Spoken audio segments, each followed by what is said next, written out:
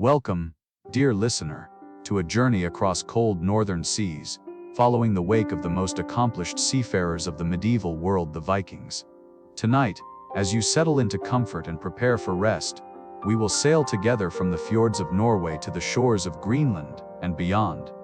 To a land the Norse called Vinland, North America reached 5 centuries before Columbus.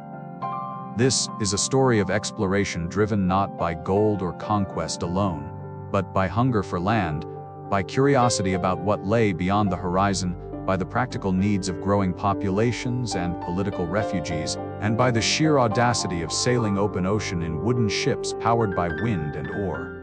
The Vikings who reached America were not the mythological figures of popular imagination, horned helmets and mindless violence, but farmers and traders, families seeking new homes, skilled navigators reading stars and waves, storytellers who preserve their journeys in sagas that blend history with legend.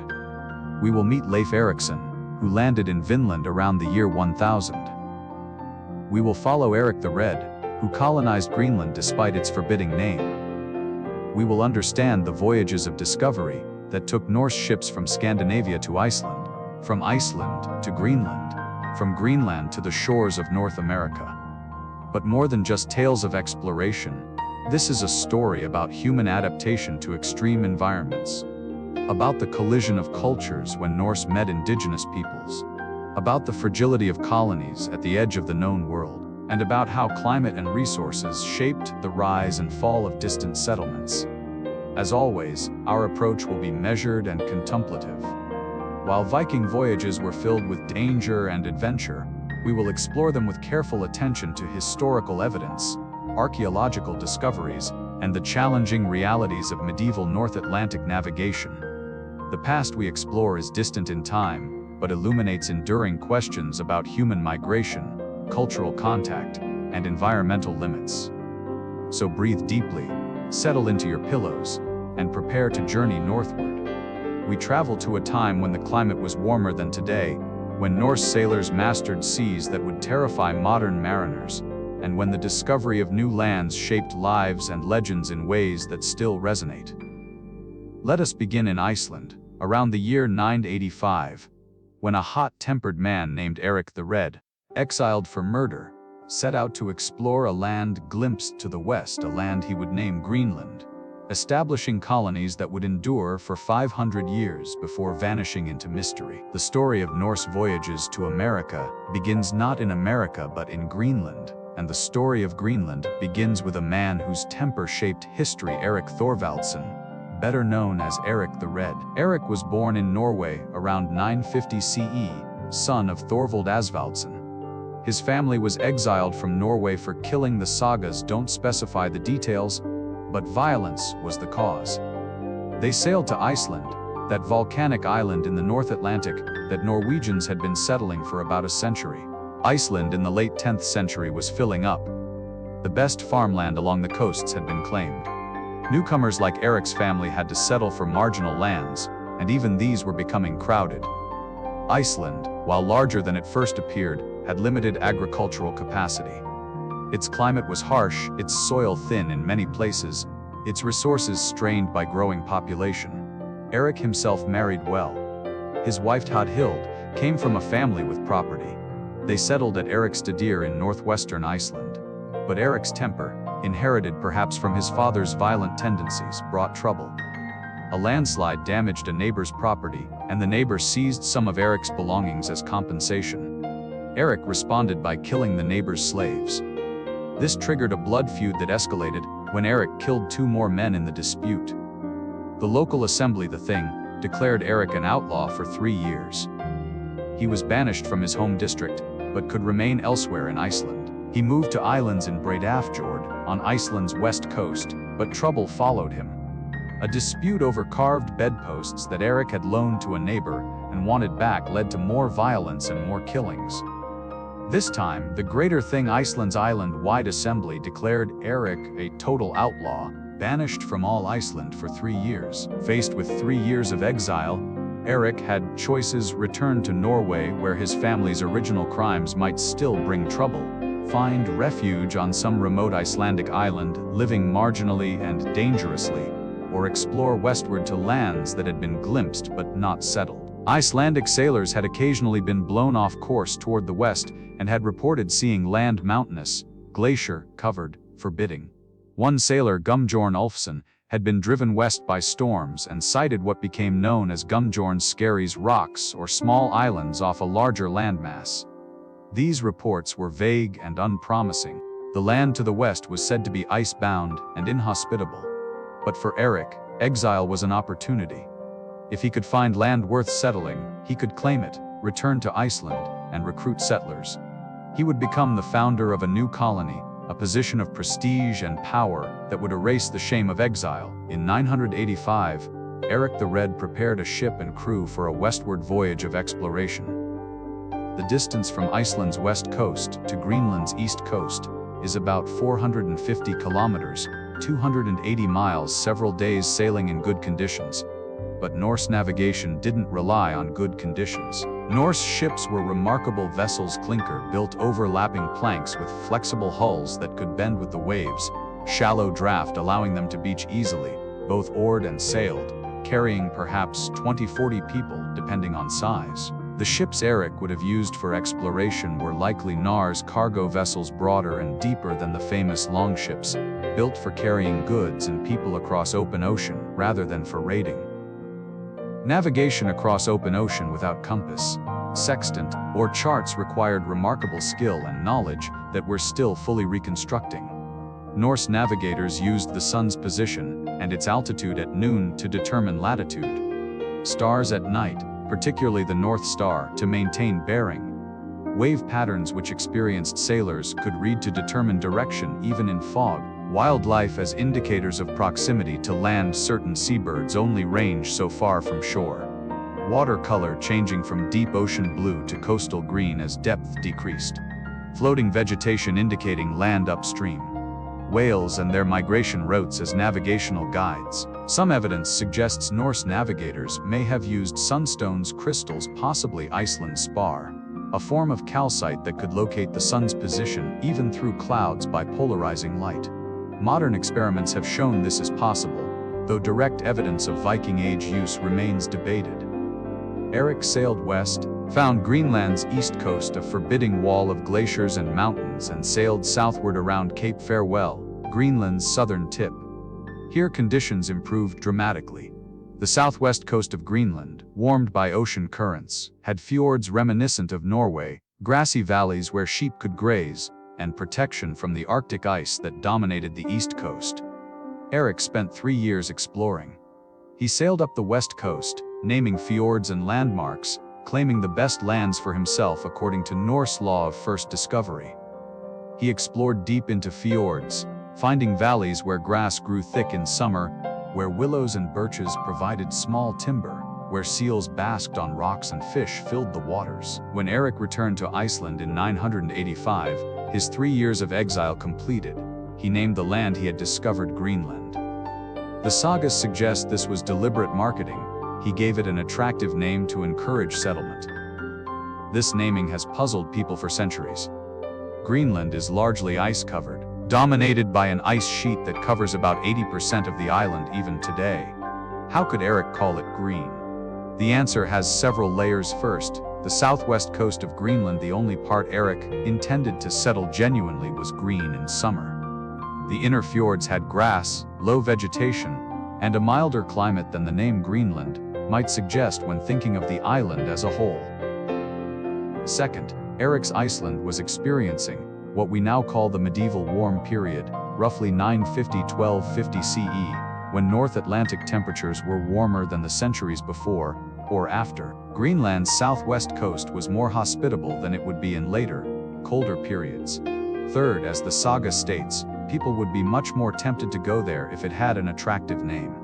Erik was recruiting settlers. Iceland was called Iceland, despite having more green land than ice. Greenland's name was marketing, but it wasn't entirely false for the coastal areas intended for settlement. Erik returned to Iceland and began recruiting settlers. Despite Iceland's growing population pressure, convincing people to sail west to an unknown land was challenging. Erik needed to promise good land, resources, and opportunity. He succeeded in assembling a fleet of 25 ships, carrying perhaps 400 and 500 people, men, women, children, plus livestock, cattle, sheep, goats, tools, seeds, and everything needed to establish permanent settlements in an uninhabited land. The voyage was disastrous. Storms scattered the fleet. Some ships turned back to Iceland. Others were lost at sea. Only 14 ships, carrying perhaps 250-300 people, arrived in Greenland. This was still enough to establish two settlement areas, the Eastern Settlement, despite the name, on the southwest coast, and the Western Settlement further north along the west coast. The Eastern Settlement was centered around Erik's estate, Brattahlid, in what is now the Qaqortoq region. This became the main population center, eventually supporting perhaps 3,000-4,000 people at its peak. The Western Settlement, about 500 kilometers 300 miles north, near modern Nuuk, was smaller, perhaps 1,000 people at peak, but had good grazing land and access to hunting grounds. The Greenland settlements established a society modeled on Iceland and Norway, but adapted to local conditions. Economy was based primarily on livestock, sheep, cattle, and goats. The summers were short but intense, with grass growing rapidly during the months of midnight sun. Animals would graze heavily in summer, building fat reserves for the long winter when they would be kept in buyers' barns and fed hay that had been harvested and dried during summer. Hunting supplemented farming. Caribou on land provided meat and hides. Seals in the fjords were hunted for meat, oil for lamps and skins. Walrus hunting was particularly important. Walrus ivory became Greenland's main export to Europe. Polar bears, hunted in the far north, provided valuable furs. Trade with Iceland and Norway was essential. Greenland lacked timber suitable for building large ships or houses. Lumber was imported. Iron was scarce and had to be imported as well. In exchange, Greenland exported walrus ivory, furs, polar bear, Arctic fox, wool, and exotic goods like narwhal tusks sold in Europe as unicorn horns. Social structure mirrored Icelandic and Norwegian patterns. There was no king. Greenland was a republic like Iceland. Free farmers owned land and had rights in the annual assembly Althing. Chieftains Godar had authority based on their wealth, family lineage, and ability to attract followers. The church came to Greenland shortly after initial settlement. Erik's wife, Takjadhild, converted to Christianity. Erik himself apparently refused, preferring the old gods. Around the year 1000, as Iceland officially converted to Christianity, Greenland followed. Churches were built. The ruins of about 16 church buildings have been found in the settlements. Gardar, in the Eastern Settlement, became the bishop's seat around 1126. Having a bishop meant Greenland was integrated into the larger Christian world. The bishop was consecrated in Norway, answered to the archbishop in Trondheim, and connected Greenland to European church politics and trade. What was life like for the settlers in this distant colony? Housing was built primarily from stone and turf, as timber was too precious to use for walls. Houses were long, narrow structures with thick turf walls providing insulation. Inside, a central hearth provided heat and cooking fire. Smoke escaped through holes in the roof. Sleeping platforms along the walls could be curtained off for privacy. The greatest halls might be 15-20 meters long and house extended families, servants, and retainers. Most farms were smaller single families with perhaps a few slaves or servants.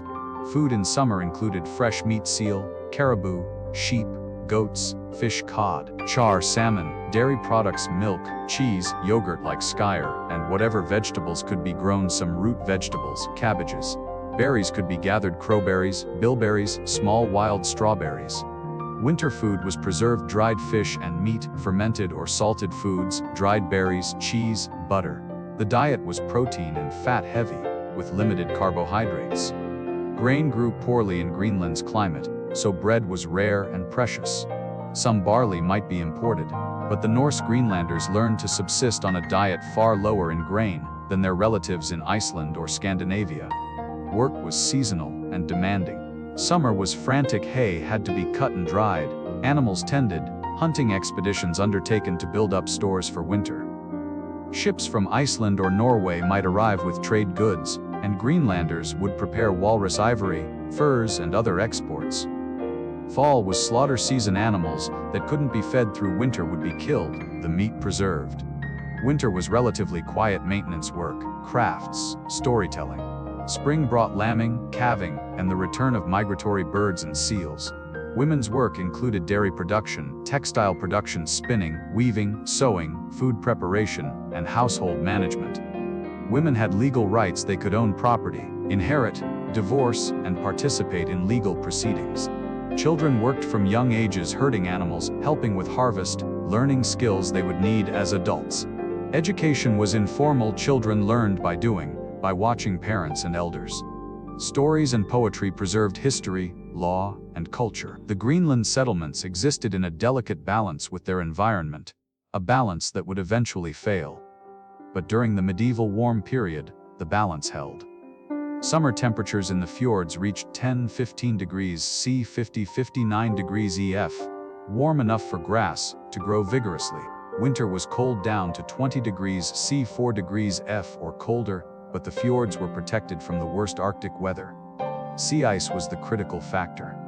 In warm periods, the East Greenland current carried less ice southward, allowing easier navigation and warmer coastal waters.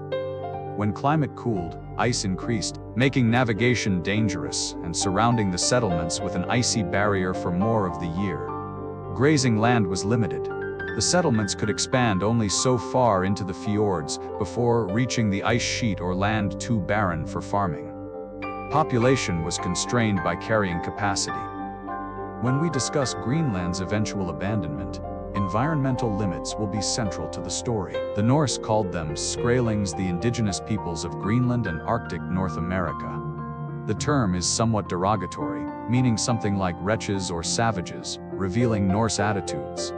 The Skrælings of Greenland were the Thule people, ancestors of modern Inuit. They were Arctic-adapted hunter-gatherers who had migrated from Alaska across Arctic Canada and reached Greenland around the same time the Norse arrived, or shortly after. The Thule were superbly adapted to Arctic hunting. They used kayaks and umiaks, larger skin boats, to hunt seals and whales. They used dog sleds for winter travel. They built igloos and turf houses. Their technology, toggling harpoons, bows, specialized ice hunting techniques allowed them to thrive in environments where farming was impossible. Contact between Norse and Thule was limited but did occur. Archaeological evidence shows that Norse and Thule traded. Norse wood and metal appear in Thule sites. Thule ivory appears in Norse contexts. But the relationship was tense and probably often hostile. The Norse saw themselves as civilized Christians and the Thule as barbarian pagans. The Thule saw the Norse as strange, land-bound people who struggled to survive in an environment the Thule mastered. Neither group had much respect for the other, and violence sometimes erupted.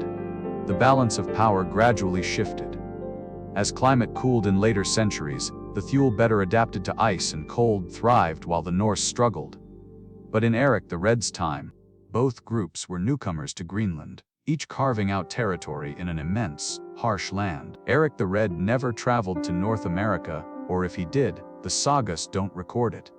But his son, Leif Erikson, would make the voyage that placed Norse feet on American soil 5 centuries before Columbus. Our knowledge of Norse voyages to America comes primarily from 2 Icelandic sagas: the Saga of the Greenlanders, Grönlandinga Saga, and Erik the Red's Saga, Eirik's Saga Rotha.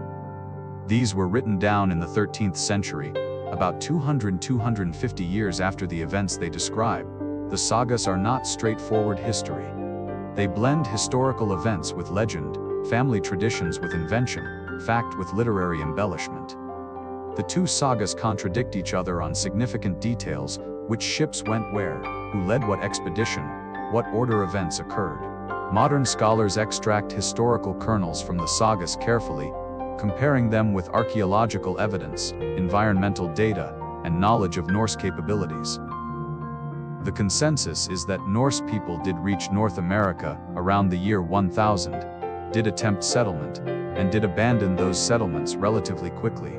The specific details are less certain. According to the Saga of the Greenlanders, the first Norse sighting of North America was accidental.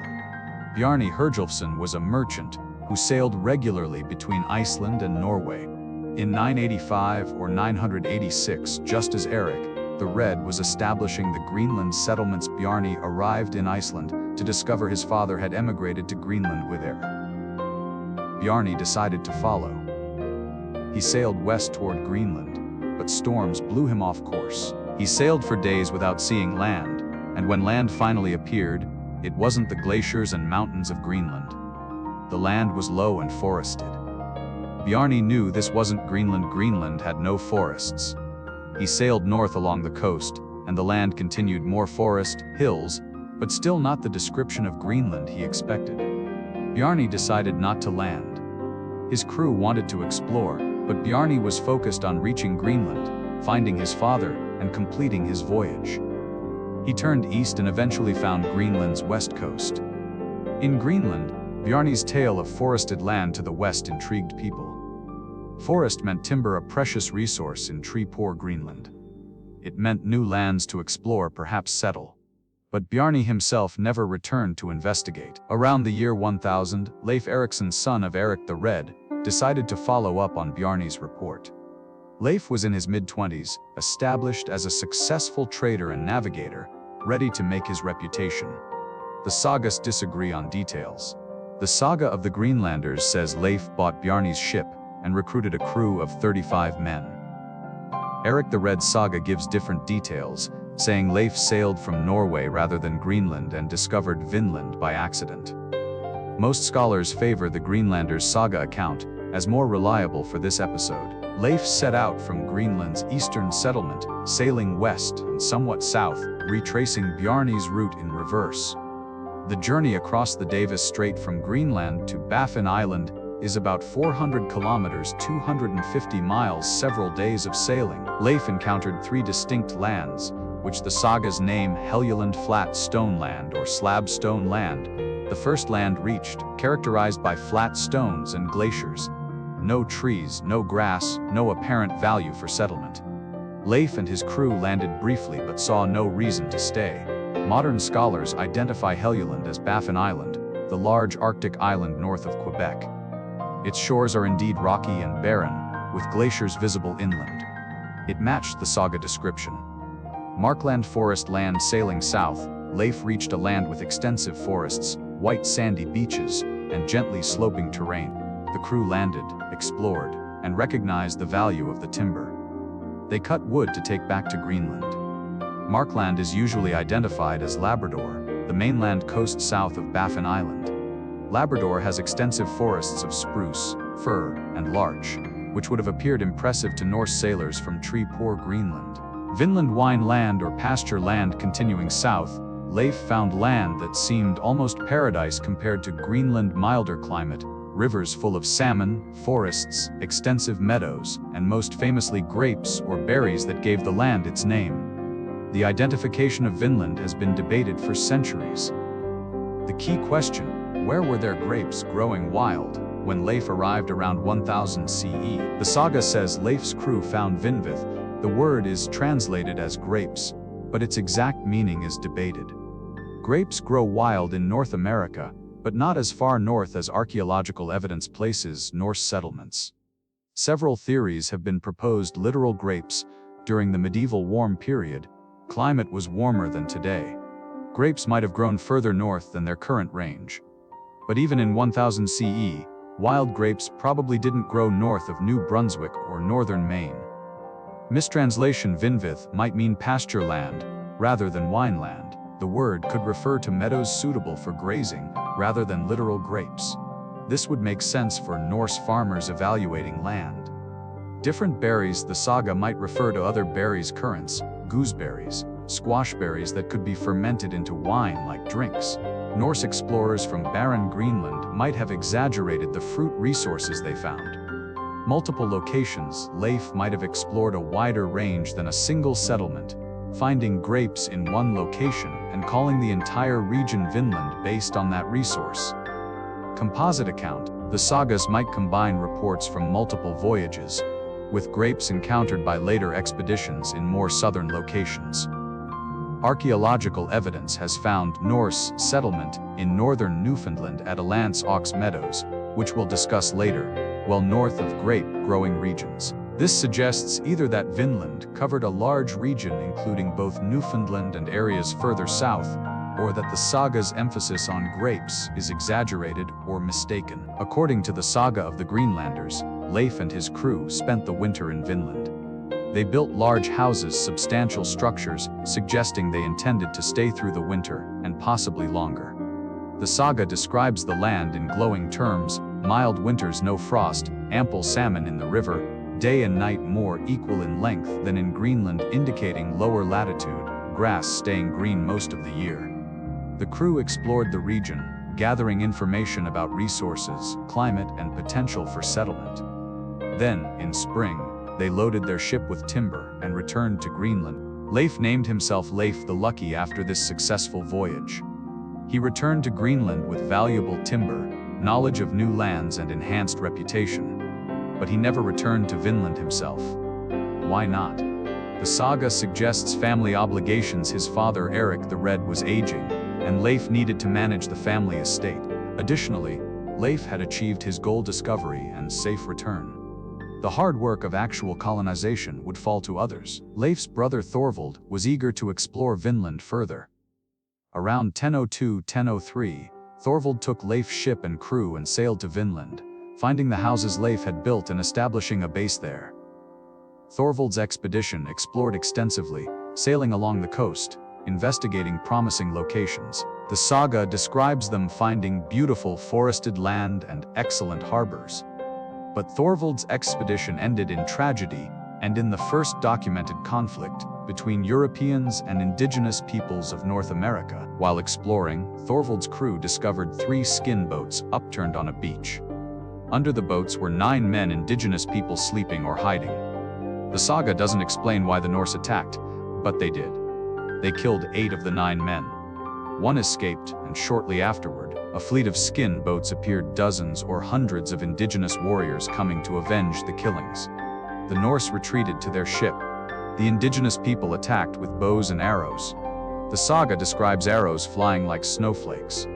Thorvald was struck in the armpit by an arrow, a mortal wound. He died shortly after, telling his crew to bury him in Vinland, at a place he had admired, with crosses at his head and feet marking him as Christian. The crew buried Thorvald, stayed through the winter, and then returned to Greenland with the news.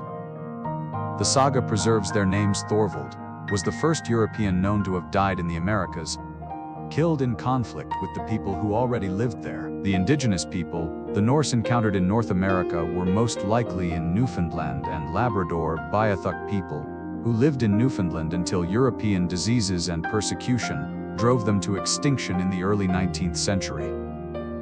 The Beothuk used birch bark canoes, hunted caribou and seals, and had territory throughout Newfoundland. Further south, Algonquian-speaking peoples, various tribal groups, who occupied the Atlantic coast from Newfoundland to the Carolinas.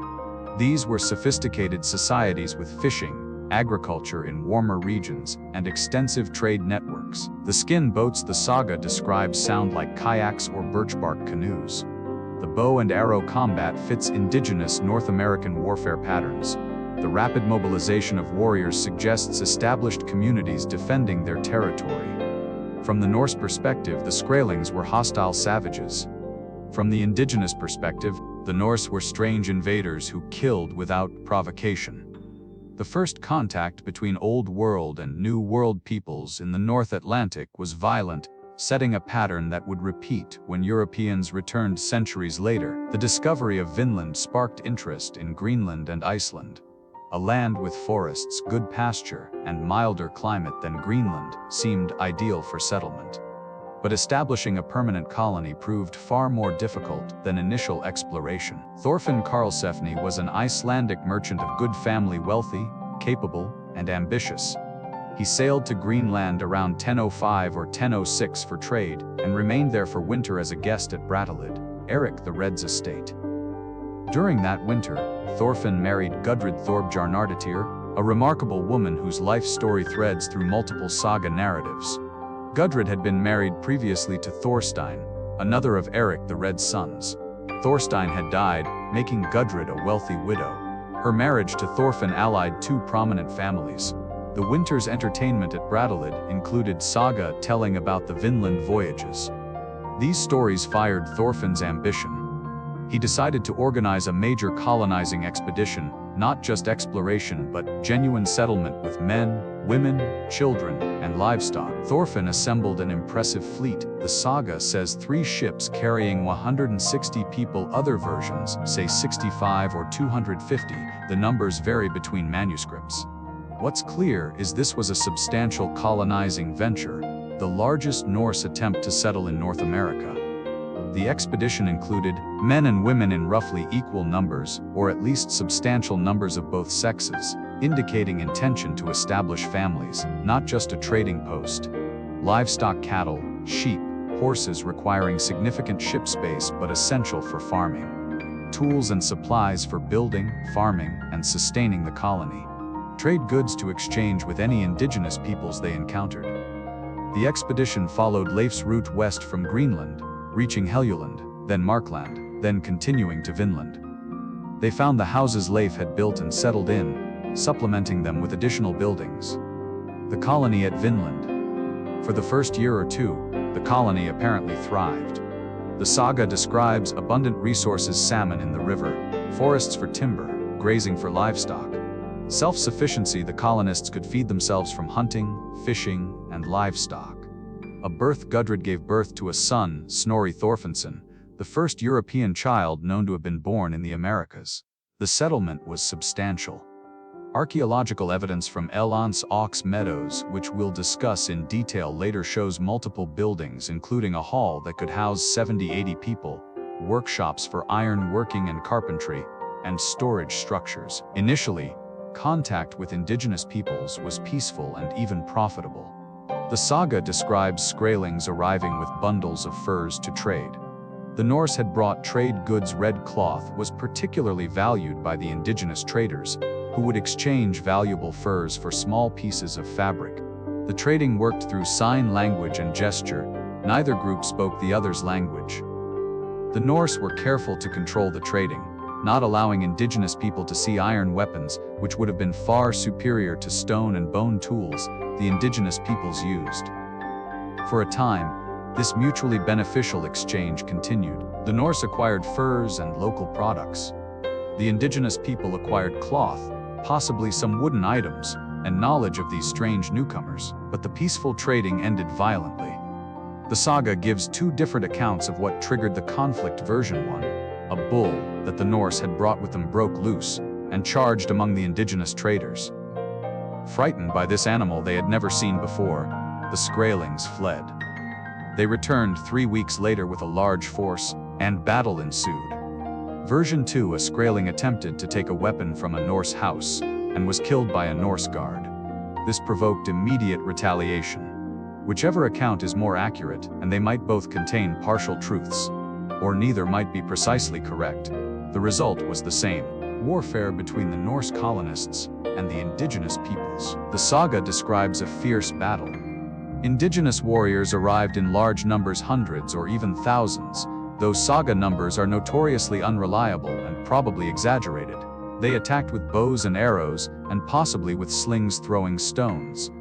The Norse formed a defensive line with shields, defending their settlement. The saga describes arrows flying thick, the Norse struggling against superior numbers. Some details in the saga, like indigenous warriors using a catapult weapon called a ballista, are probably invented or misunderstood, as such weapons don't match indigenous North American warfare patterns. The battle's hero, according to the saga, was Freydis Eiriksdóttir Erik, the Red's daughter and Leif's sister, who had joined the expedition. When the Norse men began to retreat, Freydis, who was pregnant at the time, called out to them, shaming them for cowardice. She seized a sword and, slapping it against her breast, charged at the Skrælings, who fled in terror. This story is dramatic, but its accuracy is questionable. It fits a saga pattern of bold women shaming cowardly men and has probably been embellished. But it suggests that the battle was fierce enough to cause the Norse to contemplate retreat, and that eventual Norse victory was uncertain or temporary. After the battle, Thorfinn and the other leaders made a crucial decision. Vinland, however rich in resources, was too dangerous to settle. The indigenous peoples were numerous, hostile, and it defended their territory effectively. The Norse colonists were few, far from reinforcement or support, and couldn't sustain warfare indefinitely. The saga records Thorfinn's reasoning, however attractive this land is, we would be in constant danger from the natives. We should leave and return to our own country. This was a realistic assessment. Norse colonies succeeded in Iceland, which had no indigenous population, and barely succeeded in Greenland, where the Thule people were initially scarce and settlement areas were separated. But in Vinland, the Norse faced numerous, organized, and hostile indigenous societies defending territory they already occupied. The colonists loaded their ships with valuable timber and furs, abandoned the settlement, and sailed back to Greenland. They had spent perhaps 2 or 3 years in Vinland, long enough to establish the settlement, experience a full cycle of seasons, have peaceful trading, and fight at least one major battle, but not long enough to establish the permanent colony they had hoped for. The sagas mention additional voyages to Vinland, though details are sparse and reliability uncertain. Freydis's expedition, the saga of the Greenlanders, describes another expedition, led by Freydis in partnership with 2 Icelandic brothers, Helgi and Finnbogi. This voyage ended in betrayal and murder. Freydis allegedly had the brothers and their crews killed to claim all the profits from timber and furs. Whether this account is true or is character assassination against Freydis is debated. Timber voyages for decades or even centuries after the settlement attempts. Greenlanders apparently continued to sail to Markland for timber. A Greenlandic annal entry from 1347 records a ship that had been to Markland arriving in Iceland, showing that voyages continued for at least 350 years after Leif's first exploration. These later voyages were probably economic quick trips to cut timber and return rather than settlement attempts. The lesson of Thorfinn's failed colony was learned. Vinland could be exploited for resources but not permanently occupied against indigenous resistance. For centuries, the saga accounts of Vinland were treated as legend, entertaining stories but not historical truth. Many scholars doubted that Norse voyagers could have reached America, or that any evidence would survive if they had. Then, in 1960, a Norwegian explorer named Helge Ingstad and his wife, archaeologist Anne Stein Ingstad, discovered the site that proved the sagas had basis in reality. Helge and Anne Stein Ingstad spent years searching for Norse ruins in North America. They focused on northern regions Newfoundland and Labrador, reasoning that these were most accessible from Greenland and most likely for Norse settlement attempts. In 1960, they visited a remote fishing village on Newfoundland's northern tip called El Anse aux Meadows, the bay with meadows. Local people showed them grass-covered ridges near the shore that they thought might be old indigenous foundations. Helge Ingstad recognized the outline of Norse-style buildings. Over the next 7 years, 1961-1968, excavations directed by Anne Stein Ingstad uncovered unmistakable evidence of Norse presence. The El Anse aux Meadows site contains the remains of 8 buildings, including 3 large halls. Each could have housed 70-80 people. These were built in Norse-style turf walls on wooden frames, central hearths, sleeping platforms along the walls. The largest hall is about 28.8 meters, 94 feet long, and 15.6 meters, 51 feet wide. 4 workshops, smaller buildings used for specialized activities. One contained a furnace for bog iron smelting, extracting iron from iron-rich mud found in bogs. This provided evidence of iron working on the site. A smithy with an anvil and evidence of metalworking. Norse iron artifacts were found, including a bronze pin, iron boat rivets, and worked iron. Carpentry evidence, wood shavings, and evidence of boat repair and timber working. Spindle whorls, small stone or ceramic wheels used in spinning thread, evidence of textile production, which in Norse society was women's work, indicating women were present at the site. Equally important is what the excavations didn't find: no graves, suggesting the occupation was brief. Norse settlements normally had cemeteries, but none has been found at Lance aux Meadows. Limited artifacts, the small number of personal items suggests people didn't live there long, or that they took most belongings when they left. No extensive middens, the garbage deposits were small. again indicating brief occupation. No animal bones suggesting farming, while there's evidence of butchered caribou hunted wild. There's little evidence of the cattle, sheep, and goats that the saga says colonists brought. No extensive storage. Long-term settlements accumulate storage buildings, preservation facilities, and infrastructure. L'Anse aux Meadows lacks these. The archaeological evidence suggests L'Anse aux Meadows was a temporary base occupied perhaps for a few years, maybe intermittently, by groups of 70-90 people. It was substantial enough to include large halls and workshops, but not permanent enough to develop into a true colony. This fits the saga accounts of Vinland settlements that were established but abandoned. L'Anse aux Meadows might have been Leif's original base, the houses he built that later expeditions used. A way station, a stopping point for voyages exploring further south. A timber processing site, a place where wood was worked before being transported to Greenland. Multiple occupations. The site might have been used by several expeditions over decades. Radiocarbon dating of organic materials from the site gives dates clustering around 1000 CE, matching the saga chronology perfectly. The occupation appears to have been in the late 10th to early 11th century, exactly when the sagas placed the Vinland voyages. L'Anse aux Meadows is in northern Newfoundland, well north of grape-growing regions. If this was Vinland, where are the grapes? Several possibilities. Not the same location. L'Anse aux Meadows might not be the Vinland of the Sagas, but rather Leif Stromfjord or another Norse base. The actual Vinland might be further south, perhaps in New Brunswick or Maine, and its remains haven't been found. Part of Vinland, the term Vinland might have described a large region. L'Anse aux Meadows was the northern edge, used as a base for explorations further south where grapes grew. Grapes exaggerated. The saga emphasis on grapes might be overstated, or Vinvid might mean something other than literal grapes. L'Anse aux Meadows fits the saga descriptions of Vinland, in other respects forests, meadows, salmon-filled rivers. Multiple sites. There might be other Norse sites in North America, not yet discovered. L'Anse aux Meadows is the only confirmed Norse site so far, but absence of evidence is not evidence of absence. L'Anse aux Meadows proved beyond doubt that Norse voyagers reached North America around 1000 CE. They established at least one settlement, however temporary. They brought iron working and other European technologies. The saga accounts, while imperfect, preserve genuine historical events. Columbus was not the first European to reach America. The site is now a UNESCO World Heritage Site, with reconstructed buildings showing what the Norse settlement might have looked like. It stands as proof that the Viking voyages to America were real, not legend. Here we pause in our journey across the North Atlantic. We have followed Eric the Red to Greenland, sailed with Leif Erikson to Vinland, witnessed Thorfinn Karlsefni's attempt at colonization and its violent end, and stood at L'Anse aux Meadows, where archaeological evidence confirms the saga tales.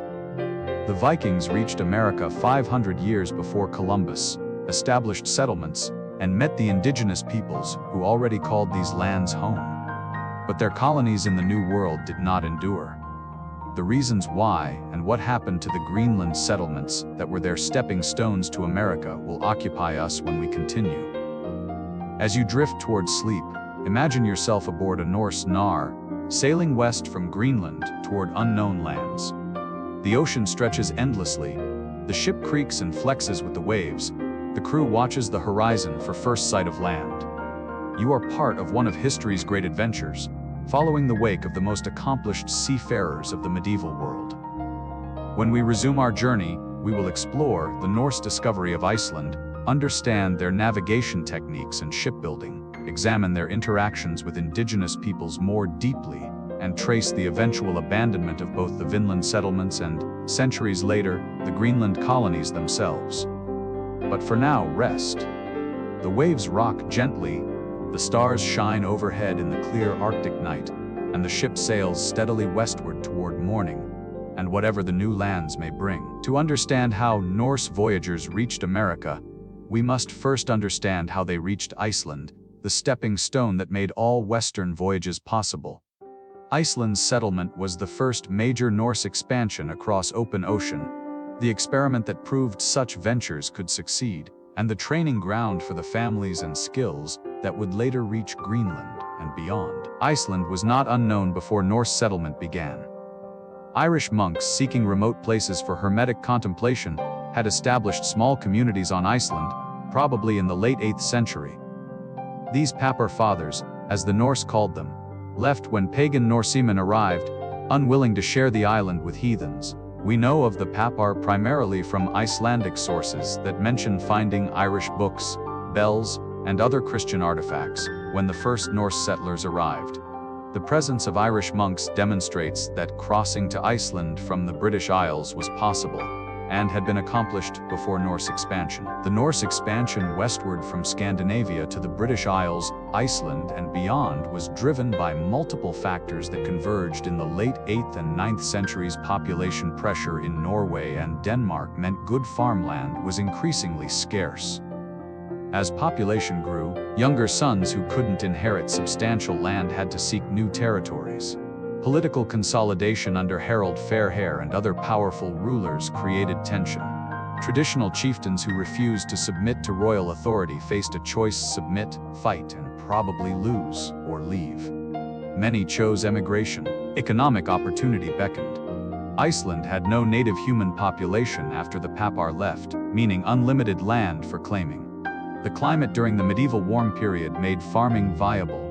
Resources: fish, seabirds, seals, whales were abundant. Maritime technology had advanced. Norse ships were capable of open ocean voyages, and Norse navigators had developed the skills to cross hundreds of miles of open water and find specific destinations. Social networks created chains of information and migration. When one family settled successfully in Iceland, relatives and friends followed. Success bred more migration. The landnam, land taking, refers to Iceland's settlement period, roughly 879–30 CE. During these 6 decades, the island's population grew from 0 to perhaps 20,000–30,000. The first official settler, according to the Landnámabók Book of Settlements, a detailed account compiled in the 12th century, was Ingólfur Arnarson, who arrived around 874 CE. The saga says he threw his high seat pillars, sacred wooden posts from his Norwegian home, overboard as he approached Iceland, and vowed to settle wherever they washed ashore. They landed in a bay he named Reykjavik Smoky Bay, after the geothermal steam, which became Iceland's eventual capital. Whether Ingólfur was truly first is debatable. He was likely the first prominent settler whose story was preserved, but others may have arrived earlier. What's certain is that settlement accelerated rapidly after the initial pioneers proved Iceland's viability. Norse law recognized a right of first discovery. A person could claim as much land as they could walk around in a day carrying fire. For men, this meant walking from sunrise to sunset. For women, the claim was smaller, from sunrise to sunset, leading a heifer. This generous claiming led to enormous estates for early arrivals. Some chieftains claimed vast territories, hundreds of square kilometers, far more than they could personally farm. They would then parcel out land to followers, creating a social hierarchy based on land distribution. Optimal locations were claimed first: coastal areas with good harbors, river valleys with grass for hay, regions with access to driftwood, important since Iceland had few trees, and areas near good fishing grounds. Later arrivals had to settle for less desirable land or accept land from earlier settlers as dependents. This created social stratification that shaped Icelandic society. The most powerful families descended from the earliest, most successful settlers. Iceland is a large island, about 103,000 square kilometers, 40,000 square miles, roughly the size of Kentucky. But only about 20% is habitable or useful for farming. The interior is a volcanic highland plateau, lava fields, glaciers, and barren wilderness. The coasts and river valleys provided the habitable land.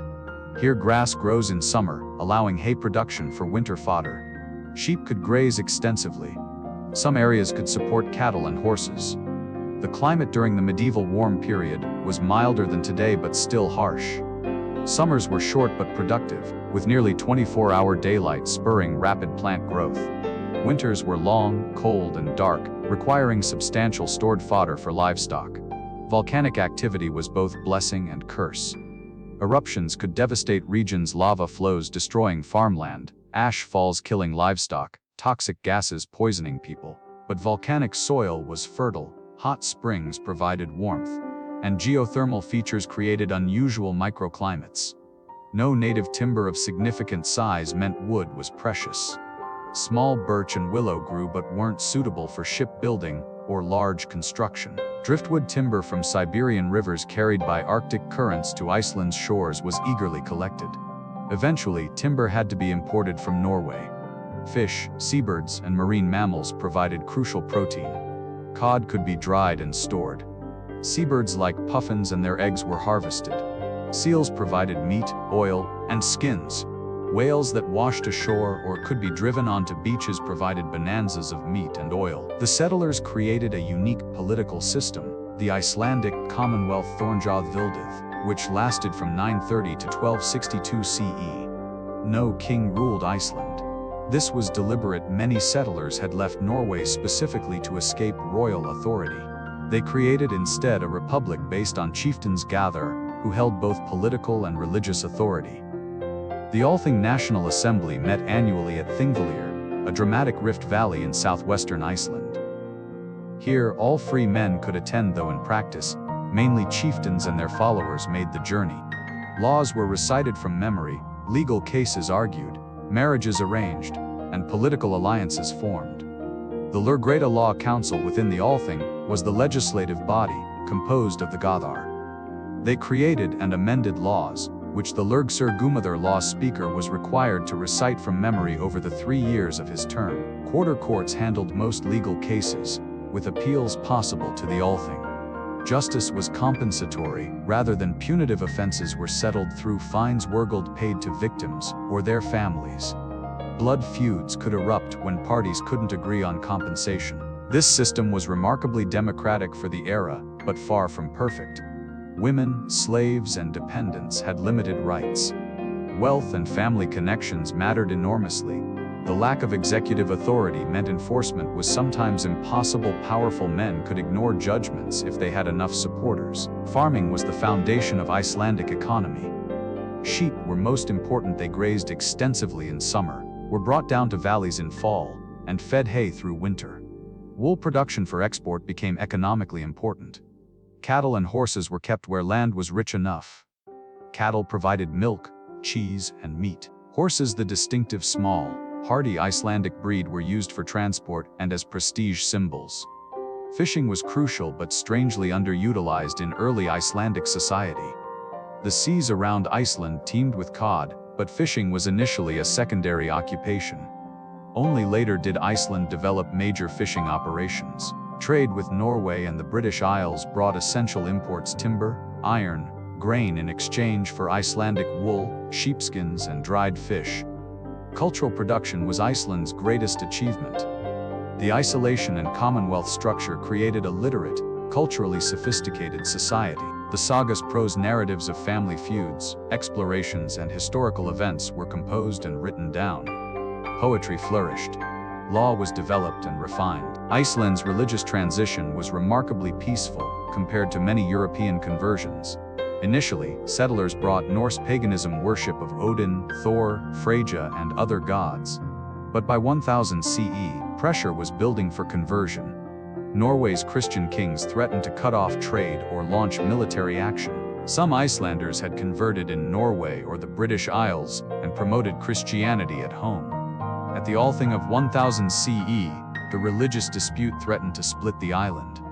After intense debate, the Lurgsir Thorgeir Eljasvitningagothi made a pivotal decision. He spent a day and night under his cloak in meditation, then announced his judgment: Iceland would officially convert to Christianity, but private pagan worship would be tolerated.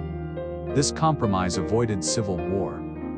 Iceland became officially Christian, while allowing gradual social transition. The tolerance clause was eventually dropped, and Christianity became dominant. Churches replaced pagan temples, and Iceland was integrated into European Christendom. Iceland's successful settlement demonstrated that Norse society could transplant across open ocean. The skills, ships, and courage developed in settling Iceland made further expansion possible. By 930 CE, Iceland was thoroughly settled. Good land was all claimed. Population pressure began building again. The same dynamic that had driven migration from Norway to Iceland now drove migration from Iceland westward. Eric the Red was a product of this second wave. His family fled from Norway to Iceland and found only marginal land available. Eric's own exile gave him reason to explore further west. The pattern repeated: population pressure, limited land, and adventurous individuals willing to sail into unknown waters seeking new territories. Greenland and later Vinland were logical extensions of the Iceland settlement. The sailing distances: Norway to Iceland about 1,400 kilometers, 870 miles. Iceland to Greenland about 1,000 kilometers, 620 miles. Greenland to Baffin Island about 400 kilometers, 250 miles were manageable in stages. Each successful colony became the launch point for the next exploration. The Norse expansion across the North Atlantic was possible only because of two remarkable achievements: ships capable of ocean crossings and navigation techniques to find destinations across hundreds of miles of open water. The distinctive Norse ship clinker, built with overlapping planks, flexible hull, both sailed and rowed, evolved over centuries before reaching the refined forms used for Atlantic crossings. Early Scandinavian boats from the Roman period were simple rowing craft. By the 7th century, larger vessels with sails were being developed. The classic Viking ship design emerged in the 8th–9th centuries. Two main types dominated Norse seafaring: the longship, langskip, narrow, fast, shallow draft vessel designed for raiding and warfare. These are the famous dragon ships that struck terror across Europe. They could sail in shallow rivers, be beached easily, and move quickly under oar or sail. Typical longships were 20–30 meters, 65–100 feet long, and 4–5 meters, 13–16 feet wide, carrying crews of 40–80 men. Longships were magnificent for warfare but unsuitable for cargo or colonization. They had minimal storage space, no shelter from weather, and required large crews who consumed precious water and food. The nar, plural narier, broader, deeper vessel designed for cargo. These were the workhorses of Norse expansion. A typical nar was 15–20 meters, 50–65 feet long, and 4–5 meters, 13–16 feet wide, with a much greater depth than longships. Nars could carry 25–30 tons of cargo: livestock, supplies, trade goods, settlers' belongings. They had smaller crews, 12–20 people, than longships of similar length, with most propulsion from sail rather than oars. They had more built-in shelter and could handle open ocean conditions better than longships. The voyages to Iceland, Greenland, and America used nars almost exclusively. These were colonization ventures requiring cargo capacity, not military operations needing speed and maneuverability. Norse ships were clinker-built, planks overlapped and fastened with iron rivets. This technique, combined with minimal internal framing, created a flexible hull that bent with waves rather than fighting them. The flexibility was crucial for ocean sailing. A rigid hull might break in the massive North Atlantic swells, but a flexible hull absorbed the stresses.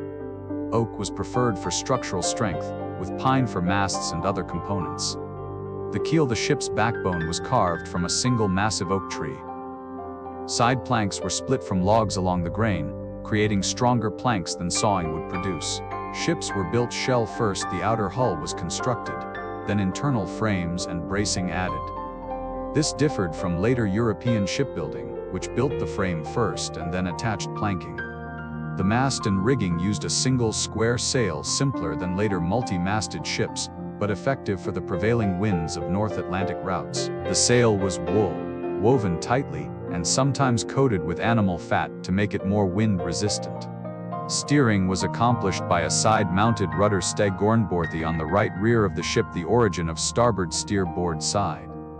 The helmsman controlled the rudder with a tiller, turning the ship by angling the rudder blade. Modern reconstructions of Norse ships, like the famous Skuldelev ships found in Denmark and later reconstructed, have sailed across the Atlantic, confirming the vessel's capabilities. The 1893 Vikings sailed from Bergen, Norway to Newfoundland in 28 days, averaging 6 knots with a top speed of 11 knots. The crew reported the ship handled ocean conditions well. though they found the voyage exhausting.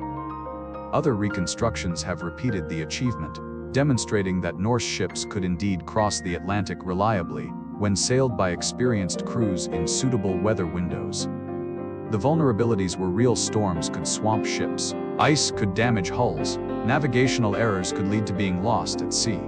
The sagas record numerous shipwrecks and lost vessels, but with skill and luck, the ships could and did make crossings regularly enough to sustain colonies separated by hundreds of miles of ocean. How did Norse navigators find Iceland from Norway, Greenland from Iceland, or Vinland from Greenland without compass, sextant, or charts?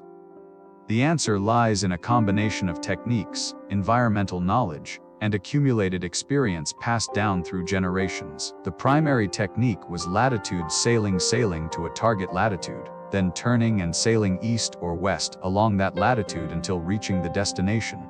The sun's altitude at noon varies by latitude. An experienced navigator could estimate latitude by observing how high the sun reached at midday. In summer, at the same latitude, the sun would reach the same maximum height each day.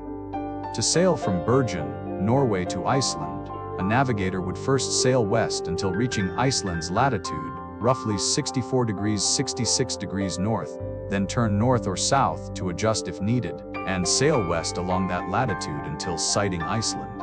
This required no instruments beyond a simple gnomon, a vertical stick that casts a shadow to measure the sun's angle. Some evidence suggests Norse navigators used more sophisticated tools, notched boards, or other devices for measuring angles, but direct archaeological evidence is limited. At night, the North Star Polaris indicated direction. Other stars and constellations allowed rough timekeeping and direction finding. The Norse knew that certain stars rose and set at specific points on the horizon, and these points shifted with latitude. An experienced navigator could use star positions to estimate how far north or south they had traveled. Norse navigators became expert at reading environmental clues. Wave patterns differed in open ocean versus near land, and reflected off land masses, creating interference patterns that experienced sailors could detect. Watercolor changed near land. Deep ocean is blue-black, coastal water greenish or brownish due to suspended sediment and shallower depth. Seabirds had predictable ranges. Fulmars, for example, stay within a few hundred kilometers of land. Seeing fulmars told navigators land was relatively near. Different birds indicated different distances from shore. Whales followed migration routes that Norse sailors learned. Seeing whales in certain locations told navigators approximately where they were. Driftwood and floating vegetation indicated proximity to land and sometimes the direction of currents. Cloud formations over land differ from clouds over open ocean. The underside of clouds can reflect the color of ice white reflection versus open water dark reflection, allowing navigators to detect ice fields beyond the horizon. Icebergs and ice flows in the North Atlantic followed predictable patterns. Knowing where ice typically appeared helped navigators estimate position. One of the most intriguing theories about Norse navigation involves sunstone's crystals that could locate the sun even when obscured by clouds or fog. Iceland spar, a transparent form of calcite, has optical properties that polarize light. If you look through Iceland spar at the sky and rotate the crystal, it shows a pattern that changes based on the angle to the sun, even if the sun is below the horizon or hidden by clouds. Modern experiments have confirmed that Iceland spar can indeed be used to locate the sun in overcast conditions with surprising accuracy. Vikings could have used this to maintain direction when visual sun sighting was impossible. Evidence for actual Viking use is circumstantial. No sunstone has been found in archaeological context that's definitively identified as a navigational tool. But a piece of Iceland spar was found in a 16th century shipwreck, suggesting the technique may have persisted long after the Viking Age. The Sagas mention a light stone that Olaf Tryggvason supposedly used for navigation, which some scholars interpret as possible reference to sunstone navigation. Norse navigators practiced dead reckoning, estimating position based on known starting point, direction traveled, speed, and time elapsed. Speed estimation could be done by throwing a piece of wood from the bow and timing how long it took to reach the stern, a crude but workable method. or by estimating speed based on the feel of the ship, the sound of water, and accumulated experience. Direction was maintained by sun and star observation when possible, by wave patterns and wind direction when celestial observations were blocked. Time could be estimated by the sun's position during the day, by star positions at night, or by water clocks, simple devices where water dripped at a known rate. Accumulated error in dead reckoning meant that longer voyages became less accurate. But for crossings of a few days to a week, combined with latitude sailing techniques, dead reckoning was effective. Norse navigators learned optimal routes through experience. Norway to Iceland. The most common route went via the Shetland and Faroe Islands, providing intermediate landfalls. A direct route was possible but more dangerous. The voyage took 7–10 days in good conditions. Iceland to Greenland. The route from Iceland's west coast to Greenland's eastern settlement took 4–7 days. Navigators would sail to Greenland's latitude, then west, until sighting the distinctive mountains near the settlements. Greenland to Vinland. From Greenland's western settlement, sailing west reached Baffin Island in 2–3 days, then southward along the coast to Labrador and Newfoundland. Timing was crucial. North Atlantic sailing was seasonal. Late spring and summer May–September offered the best conditions: longer daylight, less severe storms, less ice. Most voyages occurred during these months. Fall was riskier, but possible for experienced sailors rushing to complete voyages before winter. Winter made ocean crossings extremely dangerous. Ships that left too late risked being caught in fall storms or arriving at icebound ports. Ships stayed in port through winter. Navigation knowledge was transmitted orally through teaching and apprenticeship. Young sailors learned by sailing with experienced navigators, observing, asking questions, and gradually developing expertise. Sailing directions were memorized and passed down. The sagas and other sources preserve some of these directions, giving distances in days' sailing, landmarks, latitude clues, and hazards. For example, directions for sailing Norway to Greenland from Hernar in Norway: keep sailing west to reach Hvarf in Greenland, and then you will sail north of Shetland so that you can just sight it in clear weather, and south of the Faroes so that the sea appears halfway up the mountain slopes, and south of Iceland so that you may have birds and whales from it. These directions combine latitude sailing, passing landmarks at specific distances, environmental clues, birds and whales indicating Iceland's proximity, and practical advice avoiding dangerous approaches. To understand the Norse voyages to America, we must understand the lives of the people who undertook them, not as abstract adventurers, but as farmers, families, and communities living at the edge of medieval European civilization. Life in Iceland and Greenland revolved around the seasonal cycle of farming in marginal Arctic and subarctic environments. Spring, late April–May brought lambing and calving. This was an anxious time. Newborn animals were vulnerable to cold, predators, and disease. Successful lambing season was crucial for the year's economy. Sheep that survived winter would be let out to graze as soon as snow melted enough to expose grass. Fields would be prepared for the minimal cultivation possible. In Iceland, some barley could be grown in favored locations. In Greenland, grain cultivation was impossible. The climate was too cold and the growing season too short. Summer, June–August, was the season of maximum activity. Grass grew rapidly in the nearly 24-hour daylight. Hay had to be cut, dried, and stored. This was the most critical work of the year. Insufficient hay meant livestock couldn't be fed through winter, resulting in starvation and economic ruin. Everyone participated in haymaking: men, women, children. The grass was cut with scythes, spread to dry, turned to ensure even drying, then gathered and stored in barns or stacked in hay sheds. Summer was also when trade ships arrived. Merchants from Norway or Iceland would bring goods to trade or sell. This was the social season. Travelers would visit between farms. The Althing would convene in Iceland. Marriages would be arranged. News would be exchanged.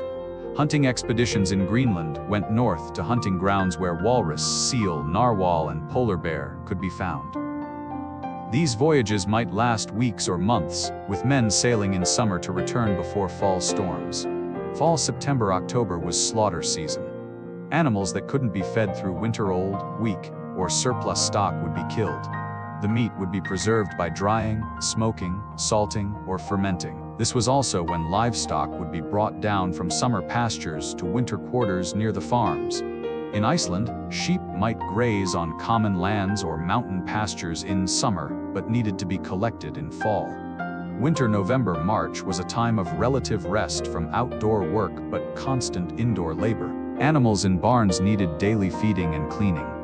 Women spun wool, wove cloth, and sewed clothing. Textile production was continuous and essential. Men repaired tools, carved, and maintained buildings. Winter was also the season for saga telling, poetry recitation, and indoor entertainment.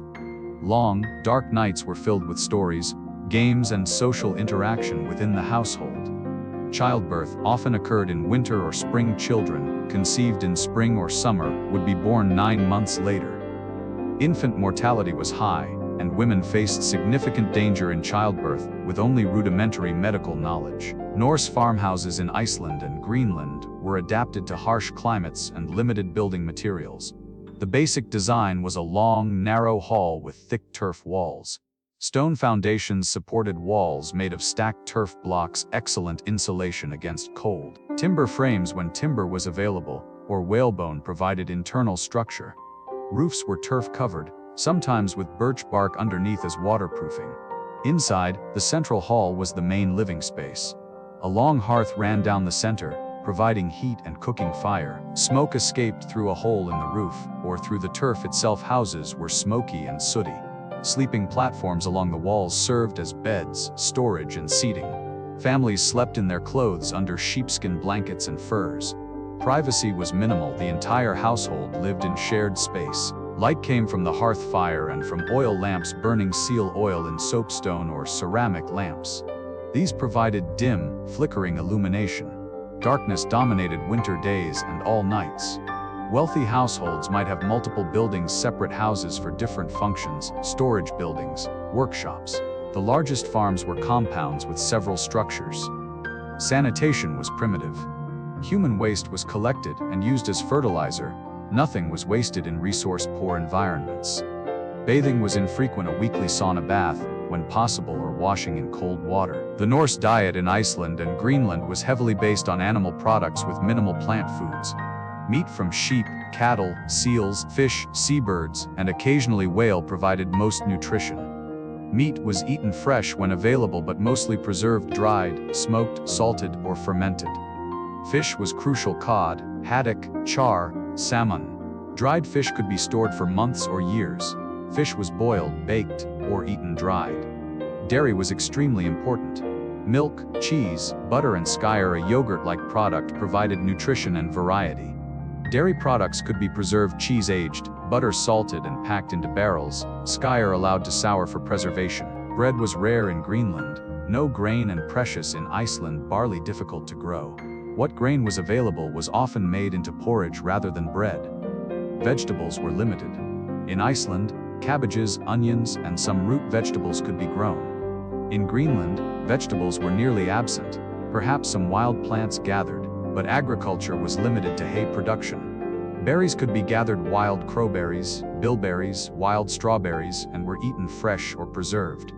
Seabirds and eggs supplemented the diet. Puffins, guillemots, and other seabirds nested in vast colonies. Both birds and eggs were harvested, sometimes in dangerous cliff-climbing expeditions. Scurvy was a constant danger, especially in winter when fresh food was unavailable. The vitamin C in fresh seal liver, seabird eggs, and whatever plant foods could be preserved helped prevent scurvy, but deficiency diseases were common. Norse society in the North Atlantic colonies maintained the hierarchical, but relatively fluid social structure of Scandinavia. Free farmers owned land and were the basis of society. They had rights in the assemblies, could bear arms, and were legally equal, though practically, wealth created inequality. Chieftains Guthair in Iceland had political and religious authority. They gained followers through generosity, leadership, and family prestige. The relationship was reciprocal: chieftains protected followers, followers supported chieftains. Slaves, thralls, existed in early Icelandic and Greenlandic society, though slavery declined over time. Slaves were war captives or children of slaves, with no legal rights. They performed the hardest labor. Women had more rights and autonomy than in many medieval societies. They could own property independently, inherit, divorce, and manage households in their husband's absence. Wealthy women could be powerful figures, but women's work was distinct from men's. Women's domain was textile production, dairy work, food preparation, and household management. Men's domain was farming, hunting, metalwork, and warfare when it occurred. Marriage was arranged by families, often for political or economic reasons. A bride brought a dowry. The groom's family provided a bride price. Marriage created alliances between families. Children were economically valuable. They provided labor as they grew. Large families were desired, but infant and child mortality meant many children died before adulthood. Those who survived to adulthood were expected to work from young ages. Initially, Norse colonists were pagan, worshipping Odin, Thor, Freyja, and other Norse gods. Religious practice was pragmatic. Gods were approached for specific benefits: good harvests, safe voyages, victory in feuds. Sacrifice blot involved killing animals and offering their blood and meat to gods. These were community events, reinforcing social bonds. Temples Hof were built at important farms. The chieftain who controlled the temple Gothi had religious authority as well as political power. Conversion to Christianity came around 1000 CE to Iceland and Greenland.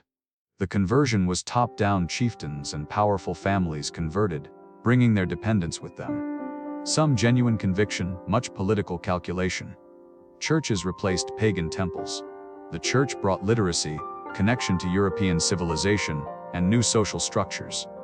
Bishops and priests became important figures. Burial practices shifted from pagan ship burials and grave goods to simple Christian burials in consecrated ground. Church graveyards replaced pagan burial mounds. The supernatural remained vivid in Norse imagination even after conversion. Ghosts, draugr, elves, alfar, trolls, and other beings populated the landscape. Sagas are filled with supernatural encounters. People made sacrifices to elves for good fortune, or to appease dangerous beings. Disputes were resolved through law, rather than central authority enforcing decisions. The assemblies declared verdicts, but enforcement was up to individuals and families. Compensation was the primary remedy. Killing someone required paying wergild to the victim's family. The amount varied by the victim's social status. A chieftain's life was worth more than a slave's. Outlawry was the penalty for serious crimes when compensation wasn't accepted or possible. A full outlaw lost all legal protection. Anyone could kill them without penalty. Lesser outlawry meant exile for a term of years. Blood feuds could erupt when compensation was refused, or when killings led to revenge killings. Feuds could involve entire families and extended kin groups. The sagas are full of feuds indeed. Family feuds are central to most saga plots. Women's legal agency was real but limited. Women could testify, own property, and pursue legal remedies. But they couldn't serve on juries or assemblies, and their testimony was sometimes valued less than men's. The Norse voyages to America brought two worlds into contact: Old World and New, medieval Scandinavia and indigenous North America. Understanding these encounters requires seeing them from both perspectives, recognizing that the discovery of America by Norse voyagers was simultaneously the discovery of Europeans by indigenous peoples. The Norse term skrælings lumped together all indigenous peoples they encountered in Greenland and Vinland, anywhere in North America. But these weren't a single people or culture. They were diverse societies with different languages, technologies, and ways of life. In Greenland, the skrælings were the Thule people, ancestors of modern Inuit. They had migrated from Alaska across Arctic Canada, reaching Greenland around 1200–1300 CE after initial Norse settlement, but eventually overlapping with Norse presence. The Thule were sophisticated Arctic hunters, using kayaks, dog sleds, toggling harpoons, and specialized knowledge to hunt seals, walrus, whales, and caribou. They built snow houses, igloos for temporary shelter, and turf houses for longer-term residence. They were perfectly adapted to environments the Norse found barely habitable. In Newfoundland and Labrador, the indigenous people were probably the Beothuk, a distinct group that survived in Newfoundland until the 19th century, when disease and European persecution drove them to extinction. The Beothuk used birch bark canoes, hunted caribou and seals, fished, and lived in conical birch bark shelters. They painted their bodies and possessions with red ochre, leading European settlers to call them Red Indians. Further south along the Atlantic coast, the Norse would have encountered Algonquian-speaking peoples Micmac, Abenaki, and other groups. These societies practiced varying degrees of agriculture, more in the south, less in the north, hunted, fished, and had complex social and political organizations. When Norse and indigenous peoples first encountered each other, each saw the other through their own cultural lens, and each found the other strange, threatening, or fascinating. What the Norse saw when encountering indigenous North Americans: skin boats, kayaks, birch bark canoes, lighter and more maneuverable than Norse boats but seemingly fragile. Different physical appearance, darker skin, different facial features, different hair texture and styles. Unfamiliar clothing, furs and hides rather than wool, different styles of dress. Different tools and weapons, stone, bone, and wood rather than iron, bows and arrows rather than swords and spears. No metal work. The indigenous peoples lacked iron and steel, which the Norse saw as marks of civilization. Different housing, temporary shelters, or different building styles rather than Norse turf halls. No agriculture in the far north, or different crops: squash, beans, corn. In warmer regions, the Norse were farmers and saw farming as a mark of civilization. The Norse word skrælings itself is derogatory, possibly meaning wretches, barbarians, or savages. The Norse saw indigenous peoples as primitive, pagan, and inferior. This contempt was cultural and religious. The Norse were Christian by the time of Vinland voyages, considered themselves civilized, and looked down on those who lacked Christianity, iron working, and European-style agriculture. What indigenous peoples saw when encountering Norse: large wooden ships, impressive but less maneuverable than their own boats. Different physical appearance, paler skin, often beards. Indigenous North American men typically had little facial hair. Different clothing. Metal tools and weapons, iron axes, swords, and knives would have seemed remarkably effective. Woven cloth. The sagas mention skrælings being very interested in red cloth, which was unlike their hide and fur clothing. Cattle and horses, animals. The indigenous peoples had never seen no native cattle or horses in the Americas. Different social structure. The Norse traveled in mixed gender groups with families, not just war parties. Aggressive behavior. The Norse pattern in early encounters seems to have been to attack first and ask questions later. From the indigenous perspective, the Norse were strange intruders with powerful technology, but also vulnerabilities. They were clearly not spirits or supernatural beings, as later contact era indigenous peoples sometimes initially interpreted Europeans, but a different kind of human. The pattern of Norse indigenous contact in Vinland followed a predictable trajectory: initial curiosity, peaceful trading, escalating tension, violence, and Norse withdrawal. The first documented contact, Thorvald's encounter, was immediately violent. The Norse found 9 indigenous men under upturned skin boats and killed 8 of them. The saga doesn't explain why the Norse attacked. Perhaps they saw the sleeping men as a threat. Perhaps they attacked preemptively. Perhaps it was simply violence born of cultural contempt. This set a terrible precedent. Indigenous communities would have learned quickly that the strange newcomers were dangerous and hostile. Thorfinn Karlsefni's expedition experienced peaceful trade with indigenous peoples, suggesting that despite earlier violence, both groups were willing to try peaceful interaction when it served their interests. The trading was mutually beneficial. The Norse wanted furs, which were abundant in North America and valuable in Europe. The indigenous peoples wanted the Norse cloth, which was unlike anything they could produce and had vibrant red color. But the trading was also unequal and potentially exploitative. The Norse controlled what they traded and could manipulate exchanges to their advantage. The saga describes Norse men giving smaller and smaller pieces of cloth for the same amount of furs, eventually giving only strips of cloth a finger's width. The saga's description of the bull incident, if accurate, suggests how cultural misunderstanding could trigger conflict. An animal the indigenous peoples had never seen charges among them. They flee in panic. When they return weeks later, they're no longer peaceful traders but armed warriors. Whether the bull incident is true or whether some other provocation occurred, the pattern makes sense. The Norse had already shown themselves capable of violence. Thorvald's attack, The indigenous peoples had reason to fear and resent these intruders. Tensions would naturally escalate. The battle described in the saga shows indigenous tactical sophistication. They attacked in large numbers, used bows and arrows, effectively weapons that outranged Norse close combat weapons, and forced the Norse into defensive positions. The Norse had advantages: metal armor, shields, swords, and axes were superior to Stone Age weapons in close combat. But arrows could penetrate gaps in armor, numbers could overwhelm small groups, and fighting far from support in hostile territory was precarious. The saga claims Norse victory through Freydis's heroism, but the Norse decision to abandon the settlement suggests they understood the real military situation. They were outnumbered, couldn't sustain casualties or defend a settlement indefinitely, and couldn't recruit reinforcements easily across the North Atlantic. The Norse withdrew, recognizing that settlement in the face of indigenous resistance was impossible.